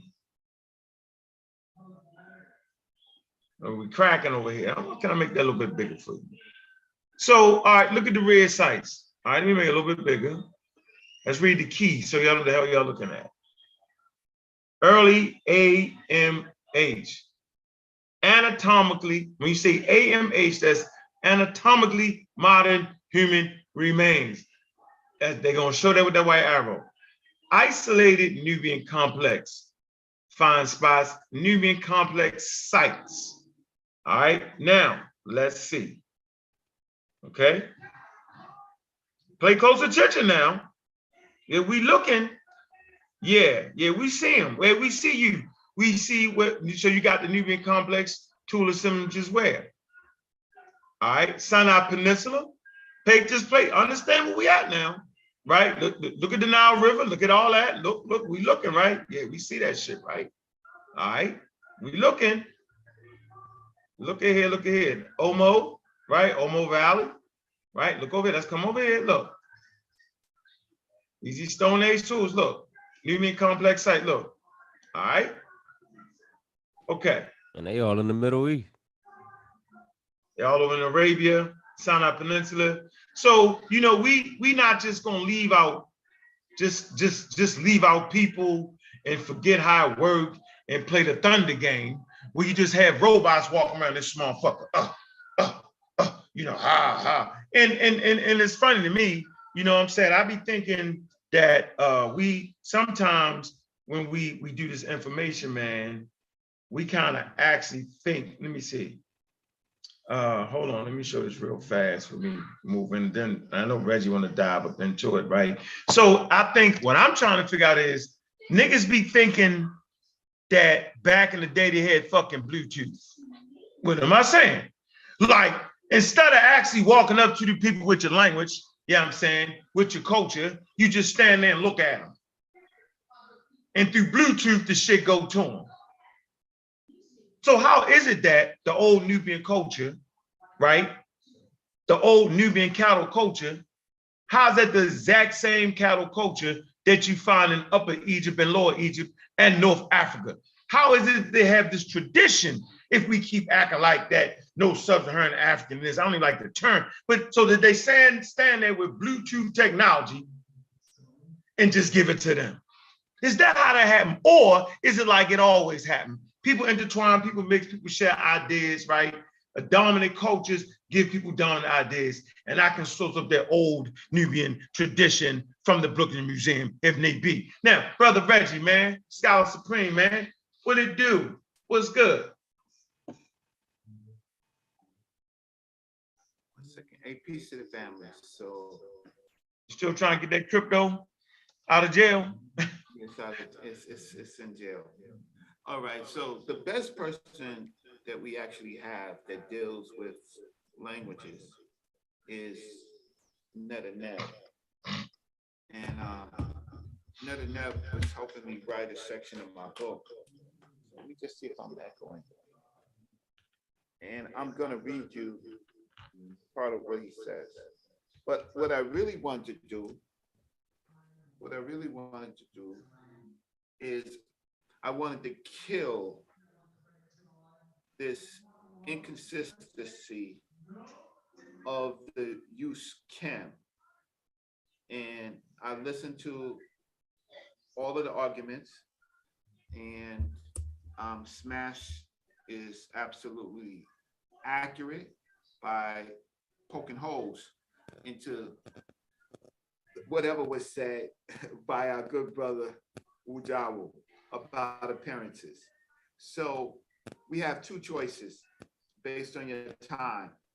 Would you like for me to give my short presentation, or would you like me to talk about African languages? What you want to do? It's on you, Elder. All right. So I'm gonna pull up my short. Don't put him to sleep. Hey man, look, hey man, look, this is what we got in the building, man. We got a nice little crop in the building, man. Before you do that, what I would like to do is shout out to Mo, right? Mo is having an event. All right. Shout out to Juju, man. Make sure y'all support that GoFundMe, man. All right. Somebody drop the link of that GoFundMe for Juju. Make sure y'all do that. Right? Shit ain't finished. Shit ain't through, man. We got to give, right? God help the sister out, man. Make sure y'all do that. Very appreciative. All right. Also, I want y'all to support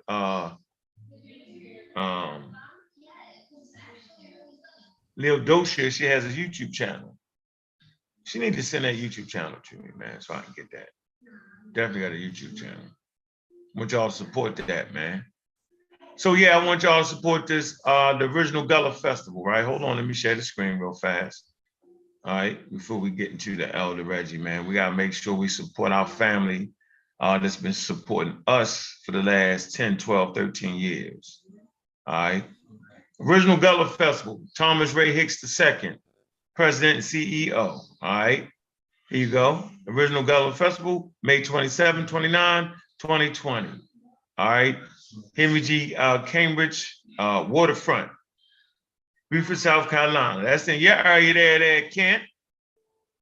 Floating College Avenue, past festival. Did I say that right? COVID-19 precautions. Damn right. Better. Beaufort ain't Charleston, but go ahead. Oh, I fucked it up. Yeah, that's about an hour or two away, I think. About an hour and a half. About an hour. That's some 45. bullshit. 45, but yeah. At least I got him in the building. I got him in the building, y'all. We don't know them niggas. No, I was playing. that's really how Charleston niggas work. Like, go ahead. Yeah, y'all can view this on the YouTube channel, man. View it on the YouTube channel, Facebook. All right. Guess y'all gotta type in Gullah. There you go. Original Gullah Festival, Beaufort, South Carolina presents Glimpse of Gullah Festival Pass. Everybody got a little Gullah in them. Is that gonna be over there by that that village that's down there, or that's somebody else?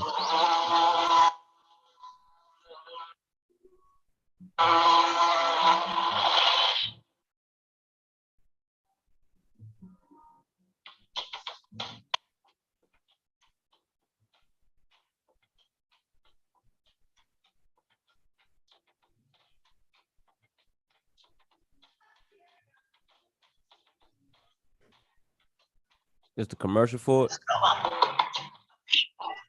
Language, a culture whose origin lie along the coastal regions of South Carolina, North Carolina, Georgia, Florida. It is the blending of the cultures from West African countries such as Sierra Leone, Senegal, Gambia, Mali, Togo, Benin, Liberia, Angola, Nigeria, Mali, Niger, the West Coast of Africa. Ways, religious practices, music, child-rearing practices, arts such as sweetgrass making, farming expertise, was that of a people that and forced to be the free labor on these plantations of America. Bam. Yeah, kidnapped. Kidnapped victims. Yeah, man, support that festival, man. Oh, I see you, Brenda Simmons, man. Pseudo Killer Official, man. What it do, brother? How you doing? Hey, Truth Ministry, what the hell you doing, man? What's up, bro? Be more on this bitch, man. Pseudo Killer Official, man. What's up with you? Man, same old, same old. I'm good over here listening to y'all. Yeah, you know how we do. And peace, brothers. And I want to give a big shout out to the latest Metal Nature speaker in the community, Sheffrin L. Yeah. Smash when he taught Chef the Metal Nature. No, I think that was Brother Reggie. Peace to Brother Reggie. Say, but Reggie started that shit. I almost cussed Reggie out that night, man. I'm trying to get Reggie to help me out. You know how Reggie do, he draw that line down the fucking middle. I'm always hedging my shit. Man, I say, what the hell is you doing, Reggie? Lord have mercy, do not get Chef and all that shit. Oh, man. Chef gonna make a lot of people mad, yo. That was a big mistake. Bullshit right there, yo. We was dealing with that Rimmage title. God damn. But it all worked out. It all worked. All right, so go ahead though, Reggie. What you gotta do, man? You ain't, what you trying to do? All right. Who I'm gonna make the host? Because I'm gonna go to bed. It's 11:30. I'm making somebody the host. Hey, Truth, you want the host? Sure do, because I got a lot to talk about. I bet. I'm gonna give you the controls so you can run their ass off the. Yeah, we're gonna let Reggie go ahead and start it. Let me give you the host, man. Hold on. Oh, Reggie, you got the co-host. He got okay. I'm gonna put you on with you. That true.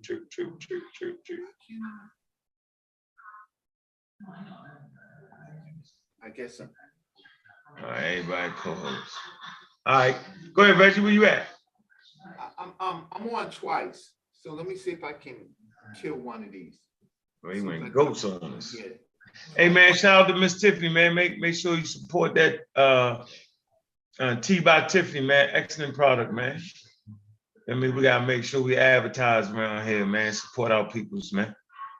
Yeah, let's build a market. That's how we pay our bills around here, man. These good people, man, that support us and keep the channel, keep it growing, man. We want to come into the building and have 200 people watching us, man. We working on that goal. Tell a friend, man, we kind of modified the process, kind of straightened out a little bit, but we still cussing each other out. That ain't going nowhere, man. We're gonna tone it though. Y'all know how we doing it. We're gonna do it like that. All right, so I'm gonna run through this. How long is the run though? I'm gonna try. Definitely don't want the sleeper ship. We don't want the New York Harlem sleeper ship. No, I'm gonna try to run through it in 10 or 15 minutes. All right. Oh, that sounds like a half an hour. Hey, brother Reggie, check your volume too, yo. I don't know what mic you on, but it's kind of low. I just want to know, how is it the New York niggas had presentations out of nowhere? How in the hell what the hell is going on? They came ready with that jump. Ready with that shit. That'd be some bull crap out of nowhere. Smiling. Can you hear me? Out, man. Yeah, not barely. Oh, dang, man, this is killing me. I mean, it's loud enough though, like people can hear you, but loud. You gotta get up on the mic or turn your input up. And don't get nobody no daggers to shoot us up. Yo, don't have us getting shot up over here, yo. No. You done bought some half-baked shit. No. You know, Wu Y'all gonna hit you with the mic, you microwave. Better be careful, saw looking. Yeah. And Chief X, I'm start calling him Chief Corny. All right, I'm gonna have to get up on my mic. My mic be going in and out, and so I don't know why. But can you see my screen? Yep. All right. So I'm gonna try to talk louder. It seems to be an inconsistency of the translation of chem, even among Black scholars. It seems that they are disingenuous. So this is my opening slide, and let's just get into it. First and foremost, African people have always represented themselves with the color of ochre.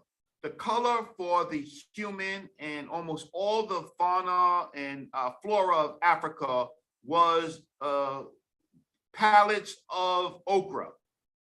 So we should not have a problem talking about this does not represent chem, right? Because ochre was in fact the color that they used for all Africans, from Southern Africa, from Southern Africa to Northern Africa. This is Southern Africa right here, Northern Africa, and Chad. As the cognitive and neural evolution of the African increased, the African used different palettes to make specialness depending on the culture. So in Southern Africa, sometimes the sacred people were purple, right? Sometimes they were palettes of brown. This was the oldest. Then we have Northern African, we have Black and red people, right? Just separating maybe some ethnicities by changing the palette of the ochre, but at all times they were African. So they might have mixed in carbon and some of the stuff, right? So the problem is that we get into a problem with the word chem. Chem for the Europeans has always been special. I think Smash handled it very eloquently by pulling up the TLA where it starts talking about the Black, and then they got into something about some verbal, some grammar, that it means the black. We're still looking for the source where it only means the black, but every Meta-Netia translator knows that you should render it out as many possible translations as you possibly can, right? To come to some type of consensus. The consensus is not the European, and he is inconsistent. We should never take his side, and especially a person who knows Meta-Netia cannot just say the black. It could be the black, like Pepe Henny Kim, right? What does that mean? Pepe is the builder. Ankh means living. Kim means black. So do we render it Pepe Ankh, Pepe the living black, or do we render it the black living Pepe? I think Smash was definitely alluding to that and just throwing that shit out. So I talked about ochre, and I talked about the other colors in which they used, and all times it was basic on minerals. It was based on the minerals that they had that they can draw. And so they used these particular types based on iron oxides and copper chlorides and etc. Don't want to go into it, just putting it as a reference, right? So it all began 100,000 years ago in Blue Bows Cave, South Africa, where in fact they created an ochre factory. That's when they first began experimenting, and that culture is an African culture, and it migrated to different parts of Africa, and eventually finding itself in the Green Sahara, but they were migrating Africans. Okay, so now you want to argue with me, you can argue with me on YouTube. That's fine, that's fine. You can even cite your own books on Amazon. That's fine, that's fine. But the difference between me and a few other people is that I put my work, I didn't try to sell it. I gave it to the people for free, but I got it in a journal. This is my citation, right? You can access through the library. This is my citation, right? This is in a journal, right? For everybody to see and everybody to review. You want to argue with me? You know what you do. You read, you get my article and you cite it, and then your arguments, you put it in a journal, right? You want to disagree with me? Don't argue with me on YouTube. Do what you're supposed to do. Cite me and write an article and get it accepted. I'm waiting. I told Ankh the other day is that the Africans in the Nile Valley, they took it a step further. Here you see the different birds, the different colors, the kim, the dessert, you see the Hajj, and you see the wad, right? And so to separate the different colors of the bull. Why? Because the Africans of the Nile continued drawing themselves with the oxides and the different palettes that you get from the ochre, and they aligned themselves to the animals, right? So anybody with Meta-Netia, we can get through it, but these were not just cows. In a sense, these were humans themselves, because the Africans believed that they had animal counterparts, that they were one with nature, one with the birds, one with the bulls, but they made the bull at some time, the bull and the ram, special, especially this dude right here, the Cockham, the black cock bull, right? And they made this dude special. The rest of these are cows. And so this became kingship. We keep arguing about stupid things like appearances. We know what the Africans made themselves to look like Africans, right? The color of the skin is based on what Ankh talks about, the sun belt. The darker skin is actually a mutation of the African based on the sun belt. It is not necessarily natural. It's an evolutionary process. We didn't start out like that. It just depends on how we dealt with the ultraviolet rays of the sun, Glover's law, as Diop calls it. So again, in Mea Hepri, this African Mea Hepri, who happens to be a Nubian, and you see his name Mea Hepri, and we can read some of this stuff if we took our time to read it. But the fact of the matter is that he identified himself, he prayed to the cows and the bulls. So let's go. Now, Jonathan Owens was hammering Ujao on the black and went to the TLA and we're still looking for that source. Netaneb did something way different.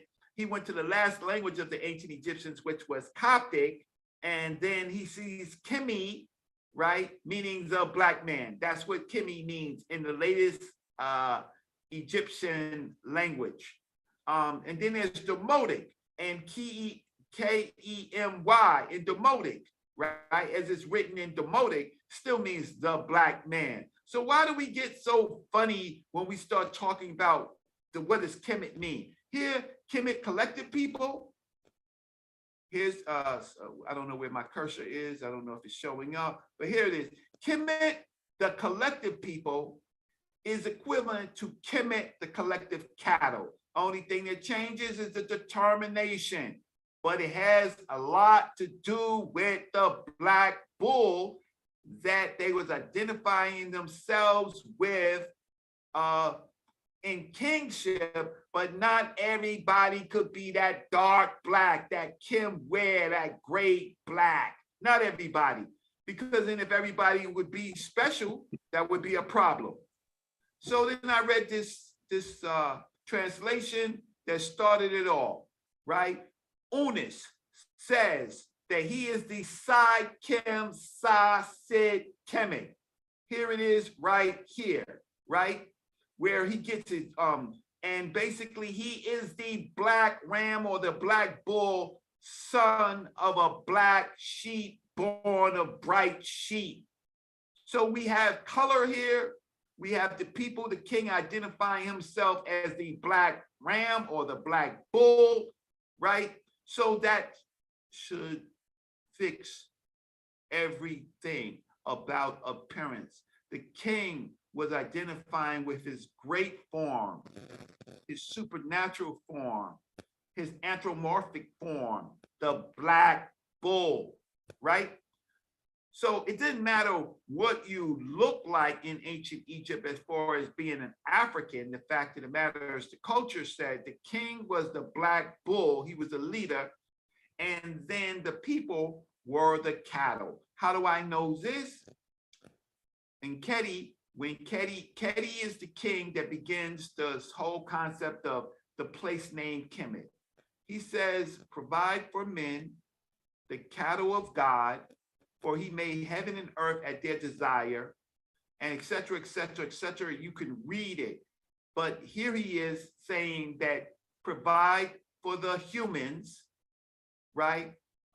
They are the Awat Net Netter, right? They are the cattle of God. So these are the cattle cult.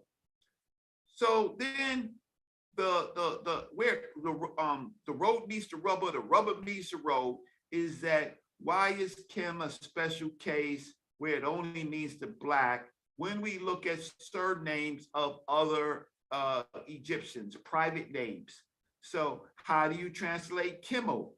Or do you want the fake argument that when Kim is at the end, it only means black?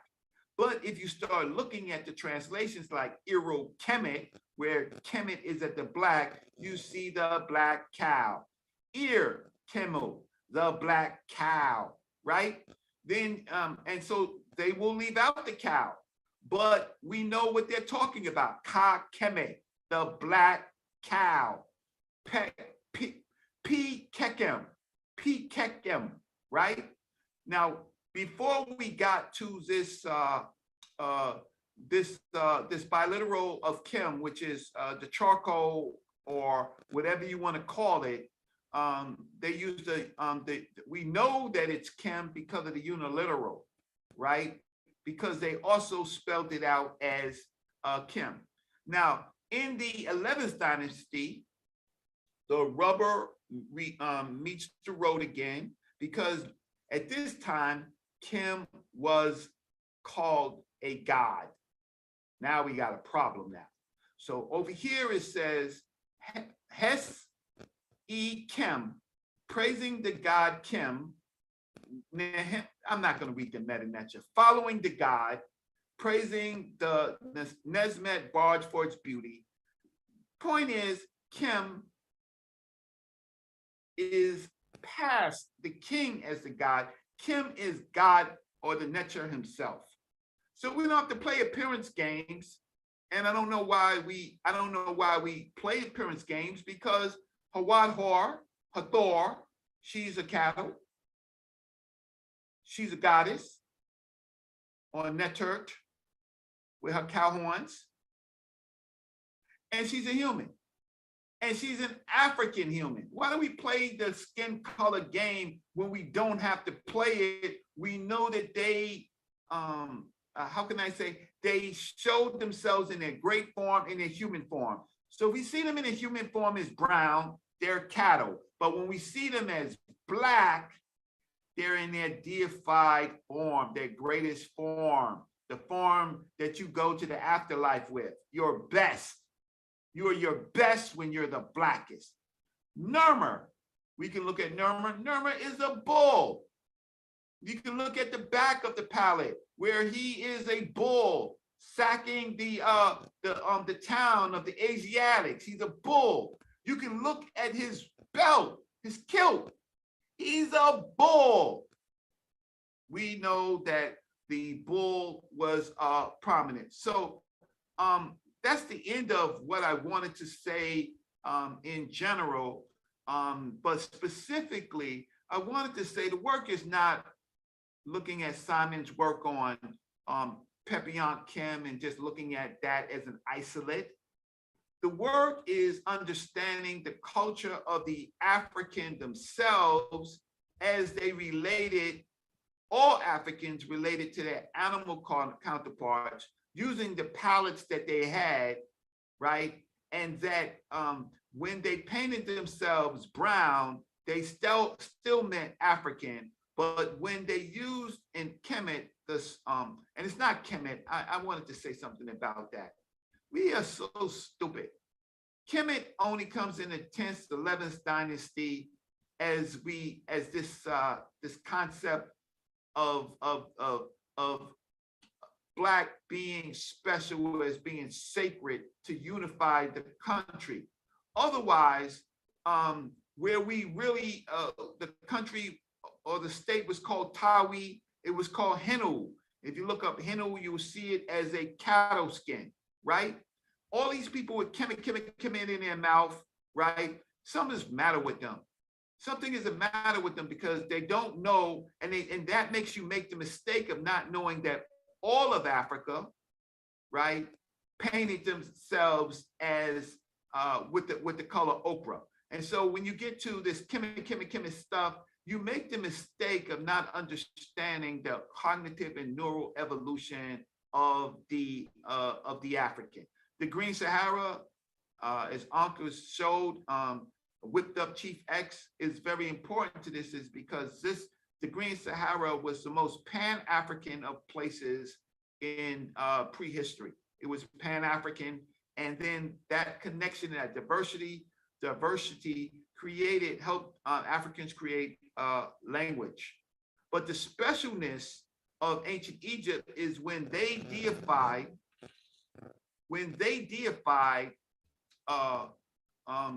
they began to deify themselves to the cattle. So here, this is in Rwanda. Here are women still performing the same dance as pre-dynastic Africans, the cattle dance. You see them, they look like Hathors, right? This comes from an earlier earlier period of Africa. Why do we have this problem with inconsistencies when we want to look at language? It falls apart when you actually look at other surnames and then you begin to translate those other surnames of private people and other people that are human. So the work is really, what does something like Kemhu mean? What does chemist mean? What does chemset mean, right? That's the work. What does Kemmu mean? But here we can understand that it is related to the, multiple cows, right? Right. So, and we know that the T in ancient Egyptian makes it feminine. So I'll stop there, and for a number of reasons, but I just wanted to kill the inconsistency. If you are, why are you inconsistent? Do the work. Look at all the other terms that we use with Kim, right? And then make a determination. Just don't look at Pepion Kim and then say, well, he wasn't talking about appearance. Yeah, first of all, yeah, he was an African. Second of all, Kim is being elevated like Amin was elevated, right? They elevate people at different, elevate things at different times because of their sacredness, right?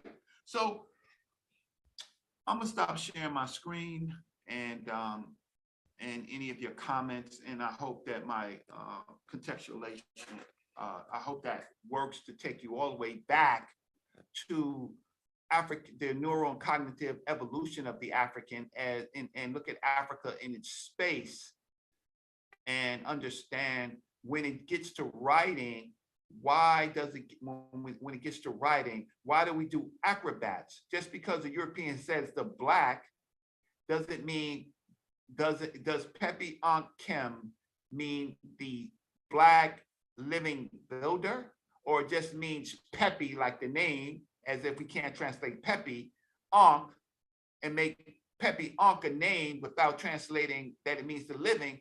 But I think that meta-nature scholars at all times have to get a reasonable translation of names, and names are nothing but words, surnames, spells. They're sentences. They have meaning to it, and so we just can't say the black. That doesn't make sense. Why would it make sense in that particular culture when we know that they are revering, they have reverence for the black bull? I'll stop. Thank you.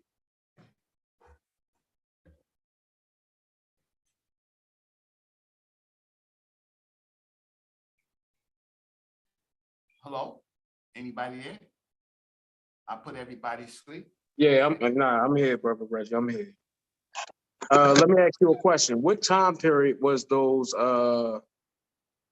slides you were showing? The papyruses. What time period was that from? Which ones? Which particular one? Everything about the bull. On roughly 10th dynasty. Roughly 10th dynasty with Keti on, right? There's an important deity. His name is Inherit, where he becomes kind of like the Emi, or the foreman, the deified foreman of the black bulls, and so during that period, now the cow was already important, right? But then they began to make the black bull more sacred and then elevated. And then that's ultimately how you get the name Kemet, because after that nasty war where Africans was killing each other in the first intermediate period, after that period, the one thing that they can agree on is that we mess with that bull. We mess with the bull culture. That's who we are. Yeah. I brought it up because I've been looking at the Bible, right? And I believe the Bible actually speaks in time periods. Like you just brought up the time of the bull, right? Before it was Moses, they was worshiping the golden calf. Okay. You know what I mean? And then after the golden calf, you said that also just now, you said they was worshiping the ram. Right after Moses came with the law, they started blowing the ram's horn. They started ushering in the law. But if you look at Greek zodiac, right? You can see the age of Taurus. Taurus is the age of I will. And then you go to the age of Aries, which is the age of the ram. It's represented by the ram. And then it's also the saying is the law. This is when you have the ushering in of the law of Moses, right? And then you go again, you turn the page to the New Testament and you go to another age, the age of Pisces, the age of I believe. You see what I'm saying? This is all Greek theology. It's the age of I believe. And I believe whoever believes in me shall not perish, but have everlasting life. You see what I'm saying? I think it's a whole time period that the writers of the Bible actually encoded into the Bible. And there's a lot of stuff that I can bring out just like that. Well, I don't have a problem. Does that make sense though? Yeah, these are people, but this is what you call syncretism. Syncretism is beliefs that are internal and then become external to other groups, their neighbors. And so their neighbors have a right to fashion their own belief system because one, they can't necessarily believe, have the belief of the people who they believe have the foot on their neck, right? So they come up with their own beliefs, like Islam. If there was no Christianity, there would be no Islam. Esau, the prophet, is related to Jesus in the Bible. Maybe not the same person, but basically son of Miriam, both cases, different fathers. It's called syncretism. So in scholarship, we have to we have to evolve. We have to be conscious of these concepts. But the fact of the matter is, none of this stuff is true. Yeah, we know that. Yeah, thanks. None of it is true. It's belief. So the belief of the African is sacred to me only because it's humanity itself. But I don't have to necessarily believe. That's the problem with the Kemet people. They are all messed up because they really believe that you could call the civilization of Nermer Kemet. You cannot. You can't call anything. You can't call the pyramid time period Kemet. You can't call the pyramid text period Kemet. You can't really call the coffin text period Kemet. You can only call the period where Keti and his heirs lose the war to Mentuhotep, and Mentuhotep begins to unite the state and call it Kemet ceremoniously to unite the Gnomes. But the Kemet. So the spirituality thing makes things illogical, makes things fall apart. When you believe it, you can believe that the Africans believed it, but when you start believing what the Africans believed, right? Knowing that these were something's wrong with you. You're having a neurological before they used the word Kim to denote black. What was the term they used? No, they always use Kim to denote black because Jonathan Owen showed you before the 11th dynasty. They used black granite. Black. So there's lots of terms using Kim that has nothing to do with how can I say the people, right? And no, I'm just talking about I'm just talking about the color. So Kim was always used for the color black. Yeah, just like Desert was always used for red, right? And the color for white, hedge, was used for white, right? Yeah. And then there's wide, and then there's the color for green. So they very early on they used, but when it came to people, now when it came to gods, some of the gods Usur was black and sometimes Usur was green, right? But when it came to human beings and their counterparts, then they used those colors, largely black, to separate out the best of them, the Kimware, the greatest, the Imans, the Amuns, right? So black became sacred of the colors. Everybody was shades of African based on the palette, but now everybody can't be king. Everybody can't be. You have to separate that, and they chose now the color Kim to do that. So before the 11th dynasty, you're saying that black they didn't consider black sacred until No, they had 11th. the black bull. They had the black bull, but until the 10th and 11th dynasty, the state wasn't called that. But Yeah, I get that. Yeah, I get that. But I'm saying, like, but in terms of just in black in its sacredness, right? Osiris was the great black. Was it how? In Osiris was the great black? Sixth dynasty. In the sixth? Mm-hmm. Okay. Yeah, that's what I was asking. Yeah, Pepi the second. Yeah, that's what I was asking. Yeah, okay. All right. Yeah. So they began to make, but that wasn't the state. That was their netter, their great netter, right? Usir. And Usir wasn't Usir was an evolution, right? That Usir, Set, that came later. But you have the pyramid text, which is the text that pulls everything together of Winnis and then Teddy and then Pepe, pulls it all together. But okay, so we can see an evolution of sacredness, right? And then we get to the later period where we have the Demotic, and then we have the Coptic. Coptic is not African, by the way. Coptic is Christian, but we have words, ancient Egyptian, if you want to use that, ancient Egyptian words that align with Coptics, and so we have words like Kimi and stuff like that. And then later we have the Arabic. At some point we have the Arabic period where they take loan words from ancient Egypt, like Amir, right? Amir is Emir, right?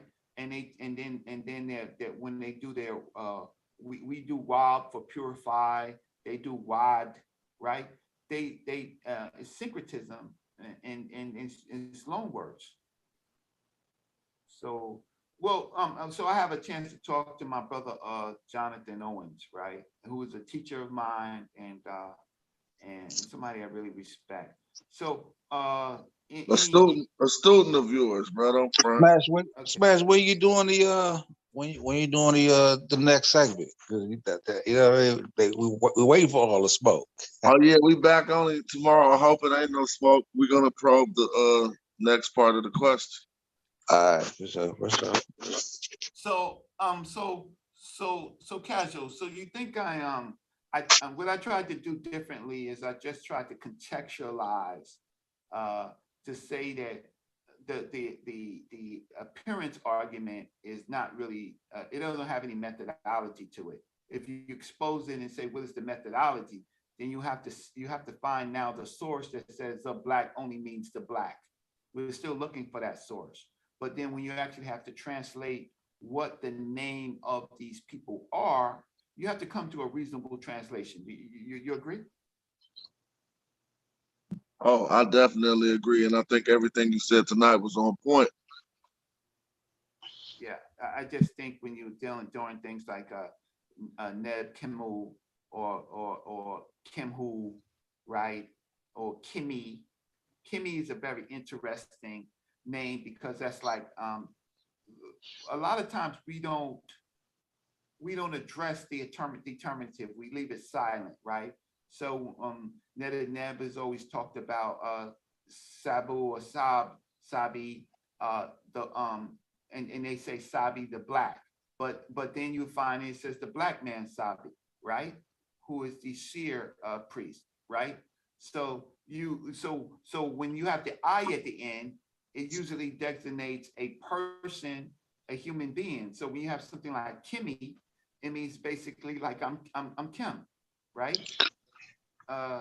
What does it mean? Hold on. You said they have something that says the black man, Sabi? Yeah. So But you can look it up. It's Sabu or Sab Kim. That's his name. So okay, so in that reference, when it says a black man, Sabi, what do you think it's referring to? That's the one you can't get around. But just not to interject, but just to add to what Reggie's saying, that's the one they can't get around because it actually does have the man determinative. And so they be like, well, it doesn't have the man determinative, so how you know they're talking about the man? But I just wanted to add that, Reg. no, let's put But what's their argument? So they don't have an argument for that one, or no, that's where they die. So if I look up, I'm gonna pull up Netaneb's paper because Netaneb does a good job, and I don't know why people give Netaneb such a hard time. Netaneb is usually very precise. Is not usually is very precise with his work. And so me and him, we partnered to deal with this riparian stuff, which completely falls apart when you actually try to now translate these words and then throw in riparian. It actually completely falls apart, right? There's nothing that you can do to make it riparian. You can so let's say Netaneb hardly and share my screen if I can. Let me just pull this up. So I'm going to show you all the Old Kingdom inscription of as Africans identified themselves as Black. So let me just get this up. It's wonderful. I'm almost there. So let's look at Netaneb's work because people. what do the other Egyptologists say about that one? They do they challenge it? Do they just leave it blank? Like, what do they say? No, they themselves. But how you know they represent the same thing as we do in colonial America? Like how can you say that the same exact meaning? That can mean something totally different. That's what we're asking. Like that, okay, because colonial America ain't got nothing to do with reading Meta-Nature. No, I'm talking about designating. I'm talking about you using modern day colloquial terms. You being anachronistic, like in your terms. Yeah. I don't know. All I know well, I mean, I think the only argument would be if he's talking about appearance or not. The Afar. You got the Afar tribe. Word group call themselves the white people, and one people call themselves the red people. I mean, they don't mean they come out their skin color, no shit like that.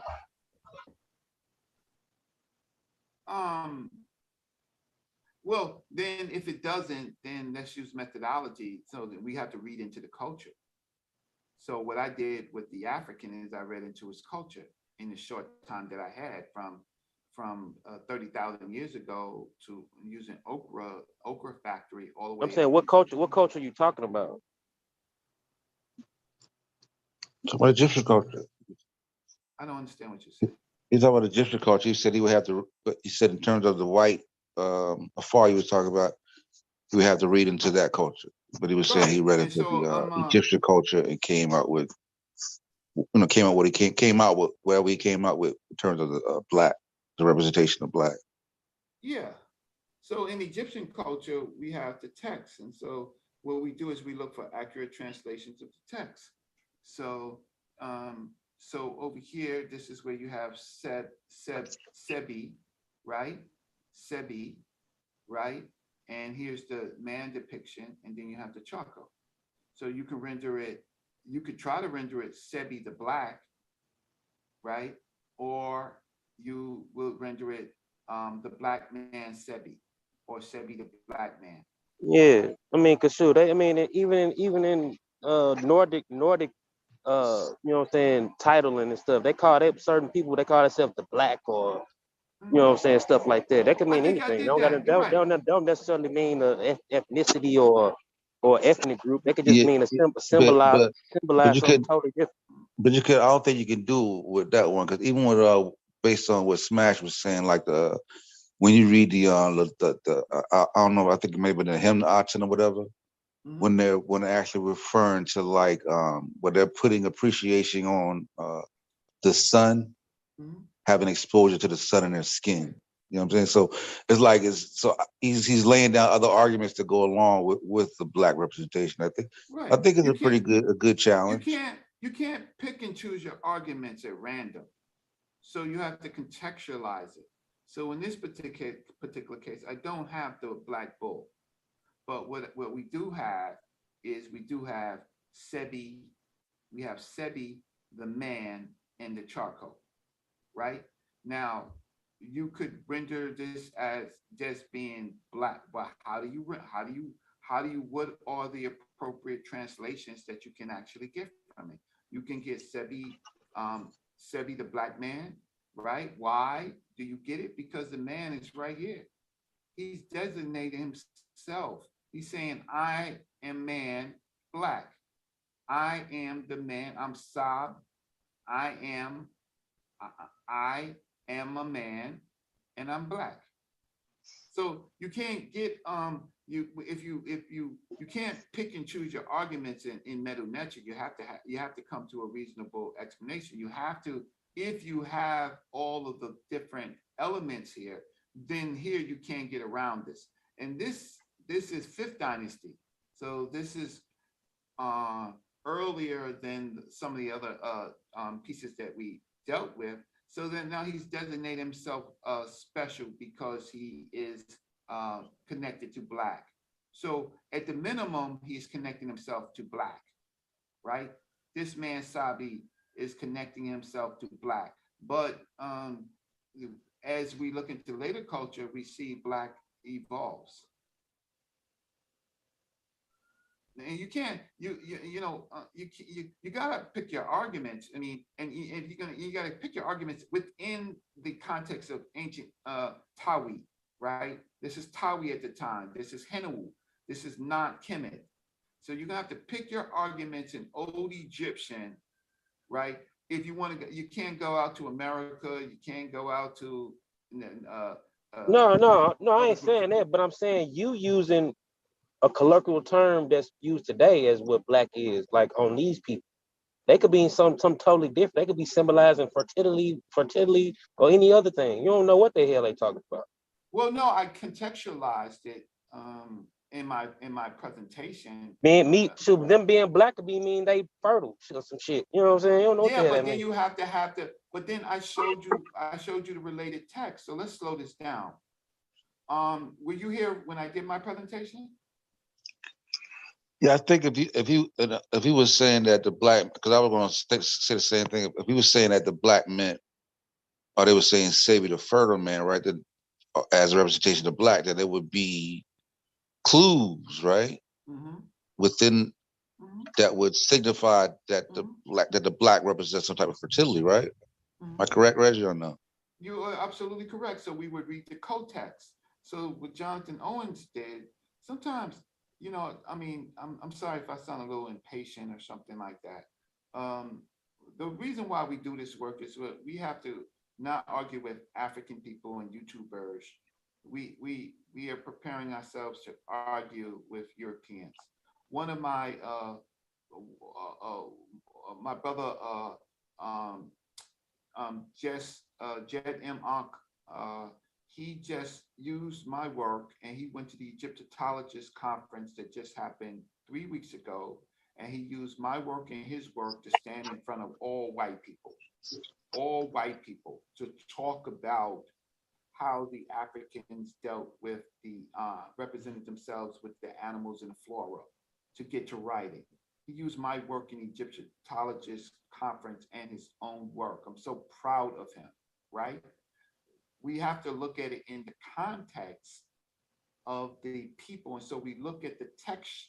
So what Jonathan Owens did was he pulled up the TLA, right? And he read the different co-text of the textual statements about what we only know what they believe based on what they say. We have the translations of what they say. So once we know how they think and how they represent themselves, right? Like in this this thing that I was let's pull this up again, if I can, if I pull up my presentation again. What yeah, here it goes right here. So just see if I can share my screen again. So once we know share screen,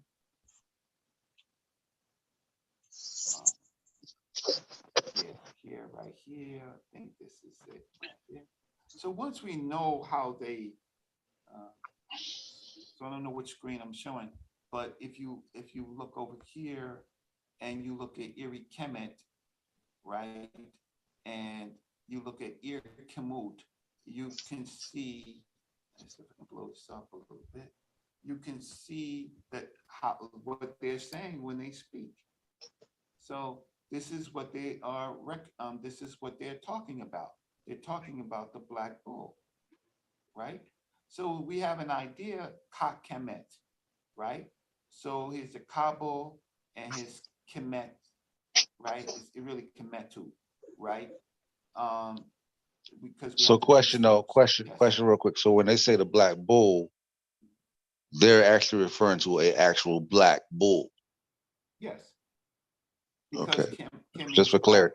Yeah, just for clarity. So so they're not just this ain't just like a white bull that they're classifying black because it's sacred. They're actually saying that the bull is black. You're right. And so we have been talking about, so I read a text the other day where they was talking about keep the black bulls separate so that they don't integrate with the stock bulls, right? And so we have that text. And where's that text? Okay, I know where that text is. That's in my paper. Yeah, I'm ready for that showdown though, Jonathan. I know Asar cooking something up. You know, you done ran Wujawu off. Wujawu done ran away, but Asar cooking something up for the comeback. Nah, Wujawu ain't run nowhere, man. There he is. That's what I'm talking about. Wujawu will get these niggas, man. I ain't really buying into all the black identity thing either, Wujawu, like that. Like, I ain't put my eggs in that basket. Like, that shit can mean something totally different. No, we ain't putting all that. You can't do that. Wait, hold up. Now here's this. You can't do that just based on what you think. So now you have to know the culture of the people. Nah, bro. No. That's how we do it. What you think, bro? Sure, a thumbs up in Somali is a middle finger or some shit. You know what I'm saying? You don't know what the hell it's saying. Well, Jawa, what's your rebuttal like when you see what is it, Sabu the black man? Like, how do you what is your thought process in the translation? Well, how it should be looked at? Well, I just tuned in. Can I ask my question first? Because that's why I popped on. I wanted to ask while I have Reggie on. Reggie's still here. Go ahead. I wanted to ask a question. Yeah. So, or maybe anybody can answer it. I'm trying to figure out if somebody had to put it in one sentence, what is the actual claim that's being made that's at the root of the latest past maybe 4 or 5 day conversation? What's the root statement? Well, we ain't got there yet. I think as far as what Smash was saying, he first wanted to get an agreement on the Kim and the black, right? And I think we all came pretty much to agreement on the Kim being the black. And then he said he wanted to take it to the next step and then examine if the black is what type of description is the Kim a representation of, right? I think you were saying title. He was saying. So the reason why I'm asking that is because when I listen to the conversations, it's implying that there's like a debate, and so if there's a debate and opposing views, then there has to be some kind of statement that the conversation is built off. So I'm trying to figure out what is that. I understand. So what is the? Oh, okay, I appreciate it. Reggie, so my presentations. But I could barely hear you though, Ray. I'm not. Is it just me? I probably got to come out and come in. No, don't come out. Don't come out. Oh, okay. Because I hear everybody else loud, and then I heard. I'm gonna check my mic. I'm gonna check my mic. I mean, I can hear you. I don't want to. I don't want to stop you. I can hear you. It's just low. Okay, I'm gonna turn up my mic again. All right. So my presentation was about the inconsistencies of the use of word Kim. And the argument about appearance, to me, is not a strong argument in the context of the reason why is that they use ochre and carbon, and from the periods on, they always drew themselves like that. At a particular period of time, they used black to make specialness, but they knew that they were African, and they knew that they were brown people. They've drawn themselves since the time period of Southern Africa, right? How did they know? How did they know they was African? There wasn't no word around called African. How did they know they was African? When I mean that they knew that they was African, this is all for a long period of time. This is all that they saw from the period of Southern Africa on. There was diversity, but they weren't other people necessarily in those particular regions coming from during back migrations into Southern Africa. So Reggie, yeah. I'm because what I would like to do, it's a reason why I'm asking this question, because I'm gonna actually put something together but I'm trying to figure out what am I actually addressing. So I want to know, and you may not be the one to answer this, but I want to know what is the root claim that's being made. You know what I'm saying? By root claim. By Smash. By whoever, like at the root of Smash is still there. Well, your root claim is. Well, can y'all let me talk? Because can y'all let me talk? Your root claim is that they weren't necessarily specifically, or no one can prove that they was talking about appearance, right? And I would even say that even when you deal with Sabi Kim, that they're not talking about appearance. I think that would be your claim. I think that our claims, or my claim, is that the Kim became much more special in different periods. They weren't necessarily talking about. They were all human beings were Awat Netters, or the divine. They were how can I say?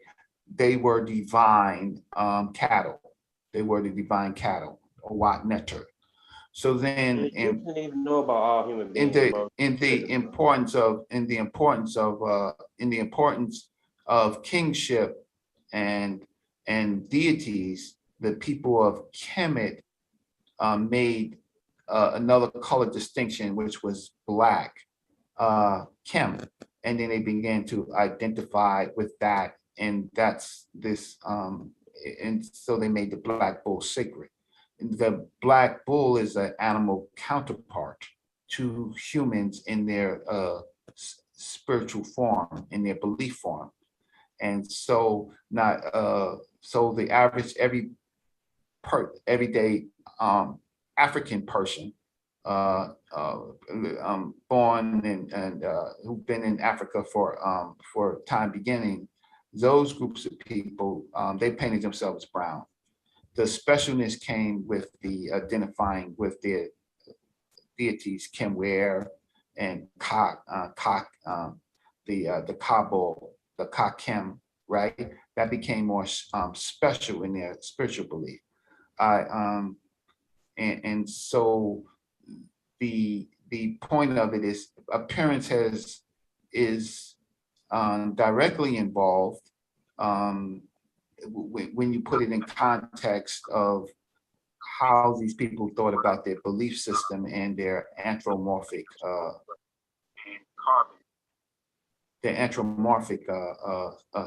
status. So they were okay. So you grouping all Africans together in this one big bubble, everybody the same or some shit. Like, what are you saying? Nah, that ain't what he's saying. That ain't what he's saying. I love what he's saying. Yeah, I don't. Who's had all this? I mean, all this. Look, if you want to talk to me, if you do want to talk to me, I mean, we can. I mean, if you want to talk to me, like, listen, I mean, let's just try to talk. Let's just try to talk scholarly, I right? think you smell some blackology going on right now. You got to. I ain't heard nothing scholarly come out your mouth since I've been on this phone. Hey, Gullah, take it easy. Gullah come out swinging. Hey, let me hold up, but wait, let me. Wait, hold on. It's past my bedtime, Come yo. on, It's past my Gullah, bedtime. No, okay, so no, you on record. So It's nothing past my scholarly, nothing scholarly. I understand because it's off mine. Nothing scholarly comes out my mouth. Hold on. Where have you ever written, bro? Hold on. Matter of fact, what is your education, bro? I'm trying to get some questions out where? And matter of fact, yo, are you the author? Are you the author of your work, or is it goes to your author of your work? Like I ain't disrespect you, yo. I didn't disrespect you. I ain't disrespect you. But to say there ain't nothing scholarly coming out my mouth, right? You pseudo, bro. Hold on, Gullah. Hold on before we get to slanging and things. Like, well, Joe, I still Hey, want Gullah, hey, yo, Gullah, write something, bro. Hold on, Reggie. I'm pseudo. Write something, bro. I already got something to write, and that's going Freddie, just call him pseudo. Hey, bro, where were you 10 years ago, bro? Where was you 20 years ago, bro? Where was you 30 years ago, bro? And yo, you live because of people like me, bro. Because of the work, that I did, bro. I was gangbanging 10 years ago, nigga. I don't got shit to do with you, bro. Come on, man. Come on, man. Look, we was having a good show. We was having a good peaceful show, man. Let's bring it back. Let's not do that.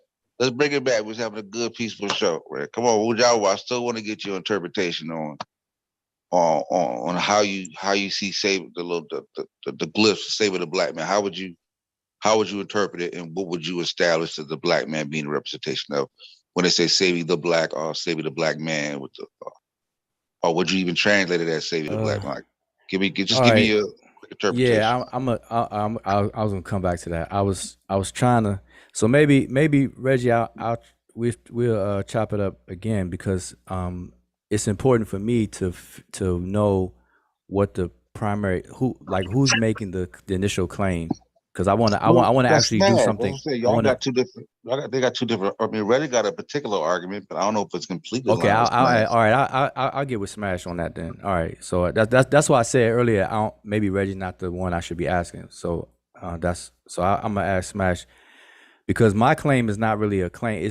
My claim is really a question of evidence. You know, where's the evidence for the initial claim that I thought it was? That's why I want a clarification. All right, so I'm gonna skip that. So so repeat what you were saying, Sosa, because I'm gonna deal with what you were saying. In the glyph that Reggie was showing, they translated it as save the black man or save the black. How would you translate that? Oh, I missed that. Can you pull it up? Did you pull it up or something? Yeah, I'll pull it up again. Yeah. Okay, I missed that. But I think when I first the black man as still like a title, like Save the Black Man. I mean, just give me your breakdown. Go ahead. All right. Okay. So here's just to give you some context. So this is Netted Neb's paper on Old Kingdom inscriptions, right? And so he pulls up the Sinai Wadi Makara inscription of Sabi the Black. Yeah. Okay. That's I'm okay. You automatically render it as the black. You don't even say the black man. so the issue. Let them get it out. Let them give us explanation, because I want to hear a counter argument by somebody that's more knowledgeable. All right, let me just get out. Nah, that is funny, but let me just get it out because the reason why I know the reason why scholars leave off the word man when they translate like Henanith the black, Neon Pepe the black, and Hepi the black. And they don't go as far as to say man. Now in the TLA, which is really probably the only reference that will say the black man, where they would add man out there, and it's none of us doing it. But usually they don't do that. But the reason why they don't do that is because of the implications that it could cause, the consequence. And so what they avoid is the mix-up. And I don't know who that was earlier. I don't know if it's Gullah Geechee earlier or somebody, because when I first tuned in, somebody made a good point, is that we can't think anachronistically. We can't project backwards. And so they do that to avoid them saying the black man. Because if I say a black man today, everybody will recall in their, everybody will have an idea in their head today of how we use it today, which doesn't apply back then. So scholars try to stay away from that. I'm just letting y'all know why they don't put man there. And so I agree with that we should not project our modern social constructs and our categorizations and the rules of them backwards in antiquity. We shouldn't do that. So we got to be careful. So I make a habit of just saying the black myself. So that's why that is. I don't, I'm not running for anything. I'm just thinking outside. I'm thinking bigger picture here. But without, okay, but we can't. Let me say this. So let me say this. The translating Kim here as black, I'm perfectly okay with that.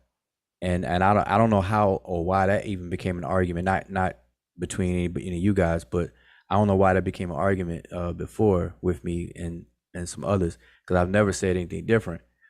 The thing is what is the referring, like what is it actually referring to? And so my issue is that there's no possibility that this person is calling himself a black man in the sense that we call ourselves black men today. And so that's my assessment of the situation. So you're saying it didn't, and the reason why because it didn't exist. Yes. Okay. So you're saying that when they wouldn't, basically you're saying that they wouldn't do that to describe the actual characteristic traits of a person when they write like that. That's what you're saying. No, I'm saying why you say you're a black man, and if we're going to say that this person Sabi is saying he's a black man, why you're saying it and how it works would not work with him saying it. They didn't have that in that day and time. Like you're black for a reason. Like there's a reason why you say you're a black man. But what I'm saying is that reason did not exist in ancient times. I'm saying, but in that time frame, right? Would they not refer to like if somebody was darker than the next? Let's just take out just the black, right? But the person was darker than the others, a lot darker. Like it's like how we have somebody, like even though we're black, we have other people that are black, and we call them black, even around a whole bunch of black people. Like we got a homeboy named Black. Yeah, but see now you're saying now you're using today. No. I'm just asking, and that's what I'm asking. In that time period, did they refer to other people, even amongst themselves, as that this sparrow is darker than you know what I mean? In those terms. Okay, see, in order here, this is why it's important that I want to know, and I'm going to ask Smash this next time I get a chance. I want to know what the Smash down left. Smash. Oh damn! I want to. Yeah, I'm gonna get with him. I want to know what the root claim is, because I want to address it for real. Like I'm for real. Oh, he got the second part. No, when I say truth, ain't no more claim at this point in time. Nah. He said he's doing. No, when I say to the goddamn death. I'm so tired of talking about Egypt. Y'all done beat Egypt out of me. I'm sitting here telling you. Nah, but he said let me just say this. No, when I say for real, I'm talking about pen to paper. Like I'm gonna write something about it.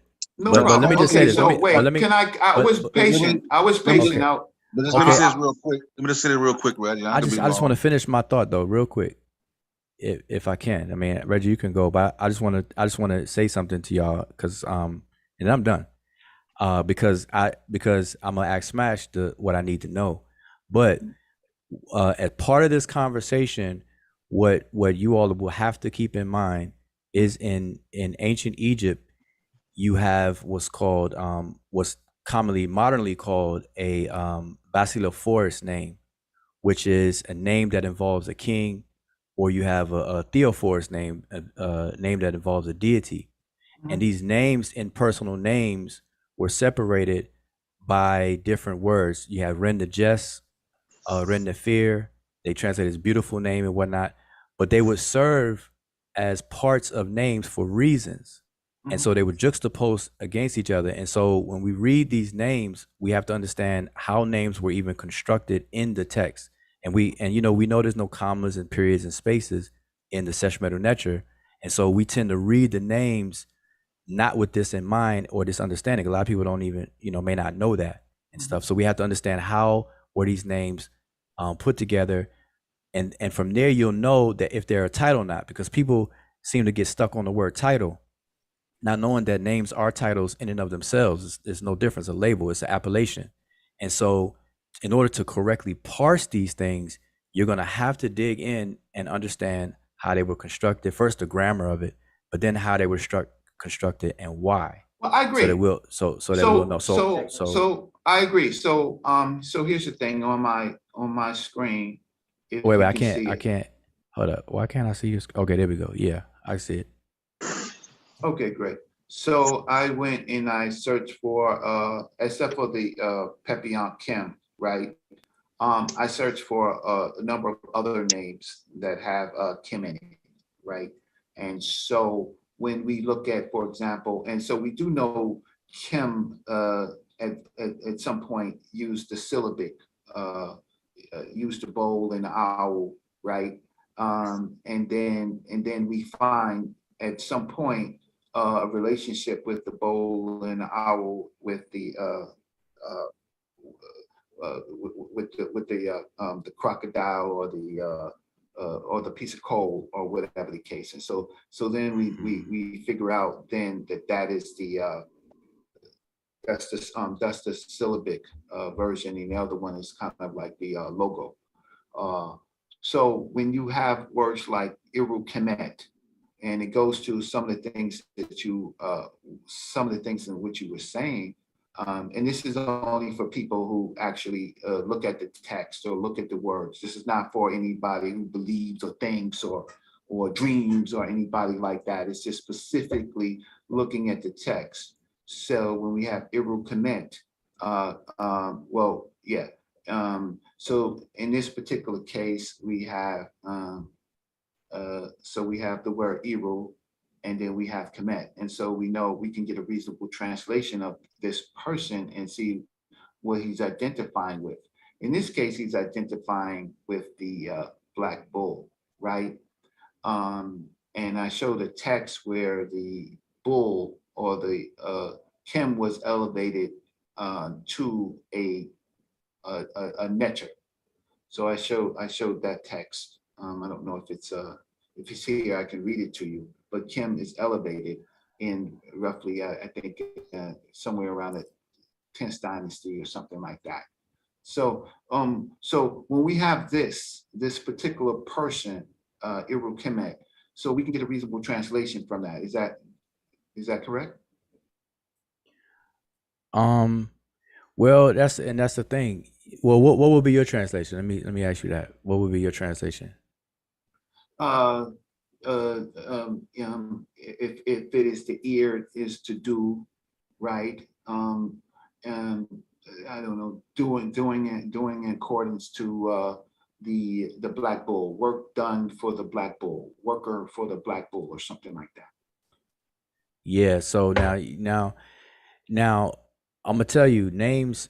Like every scholar will tell you that names are high on the list of complexity in order to translate for and rightfully so, because they're heavily abbreviated in glyphs in terms of omission of certain glyphs, and they're heavily abbreviated in the grammar, and names swim around without context. So scholars tend to leave names untranslated for that reason, and because it's very difficult to ascertain a definitive meaning. But now, that being said, even if we let's say it means practitioner of or one who works with bulls. Let's just say it means one who works, Iru to do, or one who does. Let's just say that means that.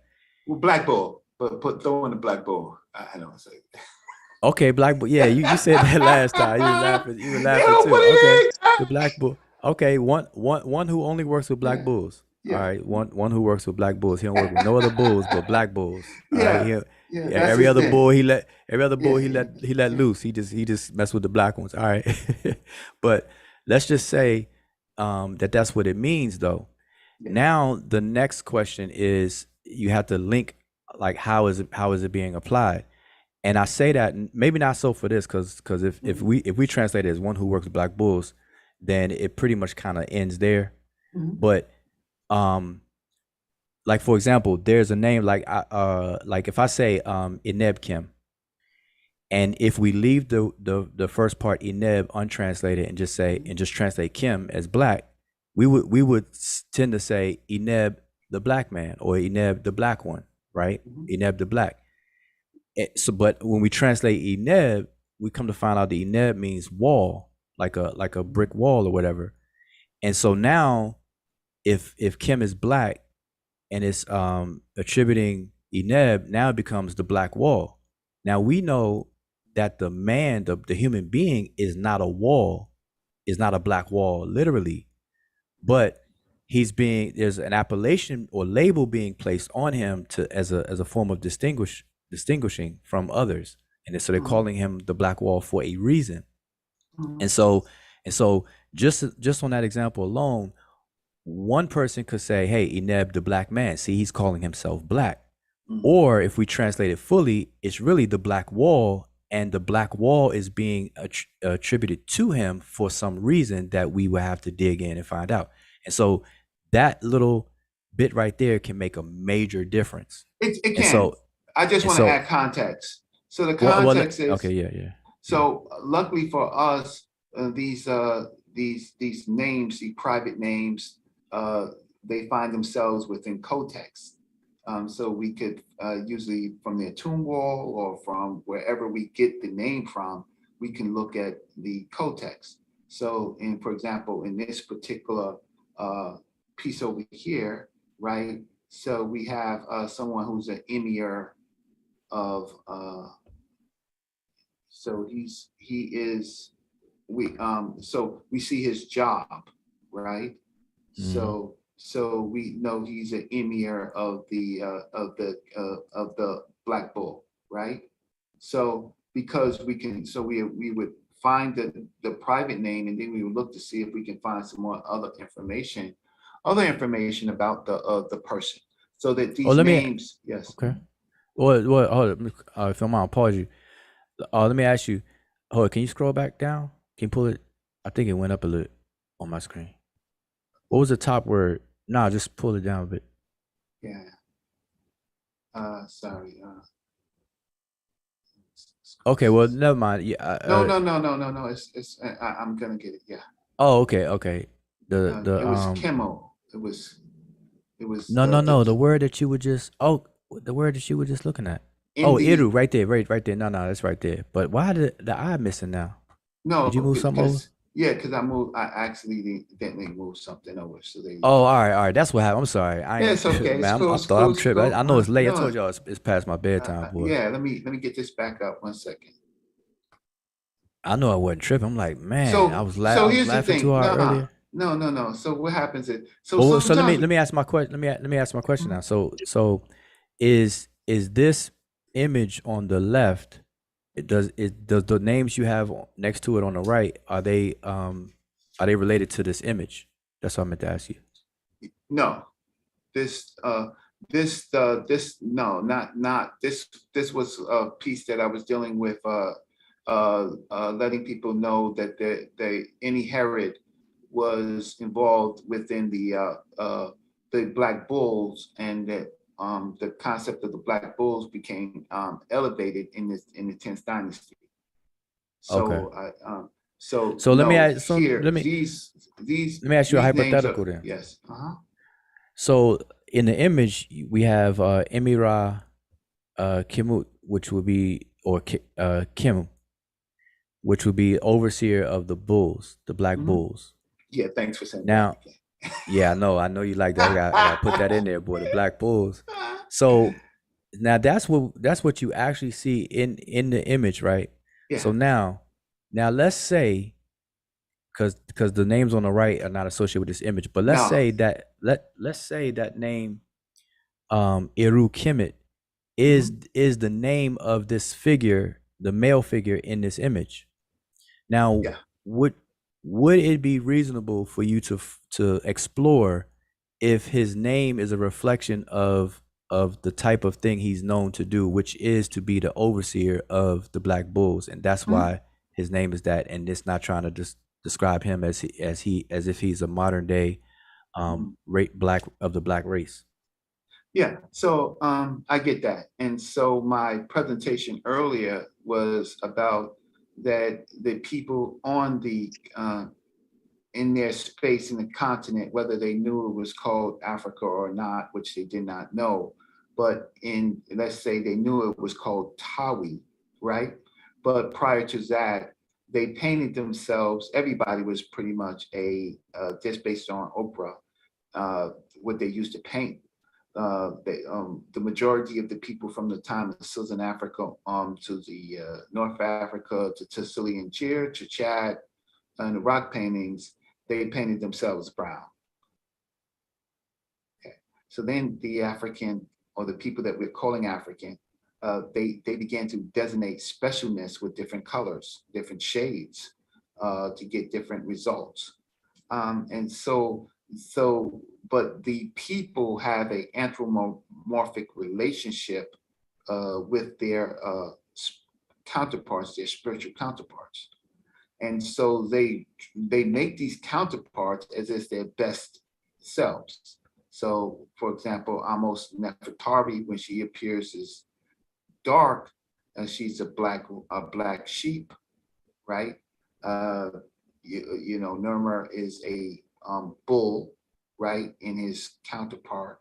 Hathor is a woman, a goddess, and in a cow, right? She's a cow herself, right? So I showed that. So they don't choose the appearances of their netters without context. So that's why you have Kim Ware, you have the Great Black. So the people are identifying with their spiritual counterparts. Okay, now see, when I hear you, oh, go ahead. I was gonna say, when you going back all the way to old ancient rock art and saying they're going based off the color, the pigment of themselves, like if you go to Europe, Mesolithic Europe, some of the rock art paintings there, they the same color, like they don't really signify the identity of the people. It's the color that they have. Well, let me say this to that, and then I want to go back to what you were just saying, Reggie. In art, like when you study art around, multicultural art, and then the universals within art, certain colors were contrasted with one another to denote distinguishing groups, or to start to group things. And so that's why in Egypt, gender was distinguished using colors between the reddish brown and the gold or yellowish thing. But we know that all women weren't yellow and all men weren't whatever. So they use these colors in their psyche as distinguishing category mechanisms, not so much or whatever. So that has to come into play. But now back to what you were saying. When I hear you, like what you just said, when I hear you say that, it doesn't sound like you disagree with one of the statements that I've been making, which is because it sounds like you're saying that it's not talking about how they necessarily look. Literally, it's used as an associative function where they're associating with a black bull, or like you said, their spiritual counterpart, or the deity, or whatever the case is. So it sounds like you're saying there's an associative function for Kim. So am I mistaken on that? Yeah, well, yes. And so my example is Black Panthers, right? An example, just because the human mind is very, there's some differences and there's a lot of similarities. So the people chose the Black Panther. And so they were black people, black group, and the black group chose the Black Panther to associate themselves. So I don't disagree with the association, and I know that the association is there. But what I'm saying is that when they did, first of all, they are all, it's hard for me to say this, they all are called or we are calling them African. They're on this continent that we are calling African. And that these people, you know, on this channel, I've got to be careful. If I say black people, I have a problem. But the people of this continent. You walking on eggshells. Nah, I get stabbed up over here, right? And So the question is yes, they are identifying with their parents and then their greater parents, their spiritual appearance. Like, for example, Ka Kemet, right? So this person who is Ka Kemet, what is he doing? I don't know what his appearance is, right? But he is making association to his better self, right? His supernatural self or his anthropomorphic self. But he is, if I say African, I'm gonna get stabbed on the show. He is a person of the continent that gave birth to the first human people who developed melanin to protect themselves from the ultra rays of the sun. This channel is so funny, right? We can't use colloquial terms when it doesn't fit them. So, but when it applies to white people, oh, we can do white people stuff all day. We don't have a problem separating. We don't have a problem with white people. Whatever white people say they are, they are. But when it comes to our people, we have these inconsistencies. He's identifying, Ka Kemet is identifying with the black bull, the Ka bull, who is the Kemet 2. I don't know why I don't see a T, but that's what they want to write it as. He's really the Ka Kemu, I think. Why isn't it just saying that the bull is the spirit of Kemet? Like, all the chemicals, they you know, so they deify these bulls, they live off these bulls, you know what I'm saying? How do we know this? How do we know necessarily that they talk about the specific color of the bull? How we don't know they just talking about bulls that's from Kemet, you know what I'm saying? Well, because it says Ka, which is the bull, and it says